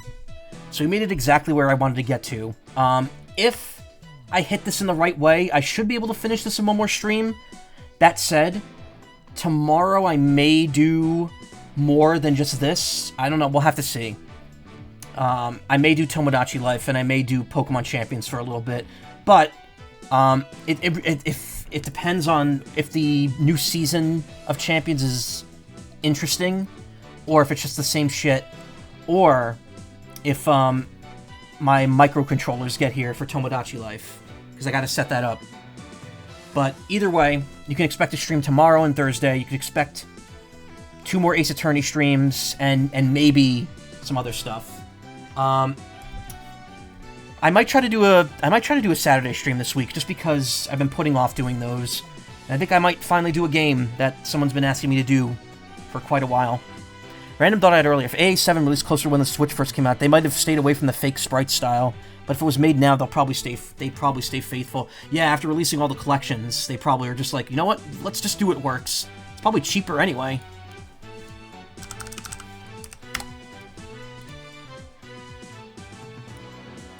Anyway, thank you so much for coming, everyone. My voice is absolutely shot. If you want to watch more streams, check out twitch.tv/team/littlespace. It's just me and Con? Wait. Give Connie a vacation week subathon stream. Oh, she's asleep, though. Okay.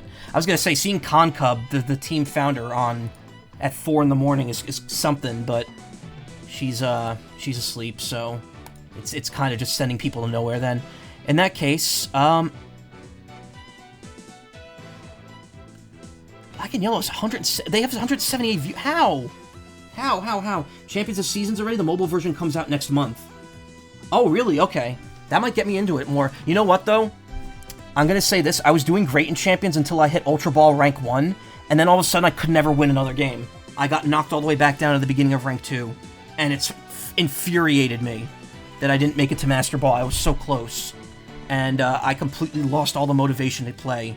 So I'm hoping the new season has something nice or whatever. Because honestly, I was looking forward to the mobile phone version, because that'd be cool to just be able to play Pokemon like whenever I fucking want while I'm out and about. Anyway. Sleeping will return approximately 7 a.m. Yeah, okay, yeah, she's out. Oh, it looks like Black and Yellow and Feywolf are sharing their stream with a couple other people. Alright, in that case, I always raid Black and Yellow, so you know what? If they're streaming together, I'm gonna raid Feywolf tonight. Thank you for coming, everyone. Stick around, say hi to Feywolf. I'll see you all tomorrow with maybe the end of this case. I'm not sure yet. And, yeah, you all have a great Wednesday, and take care of yourselves. Don't overstress yourself. And also, something about Smeargle. I don't know what's going on there. Maybe I'll have more info about that later. Bye.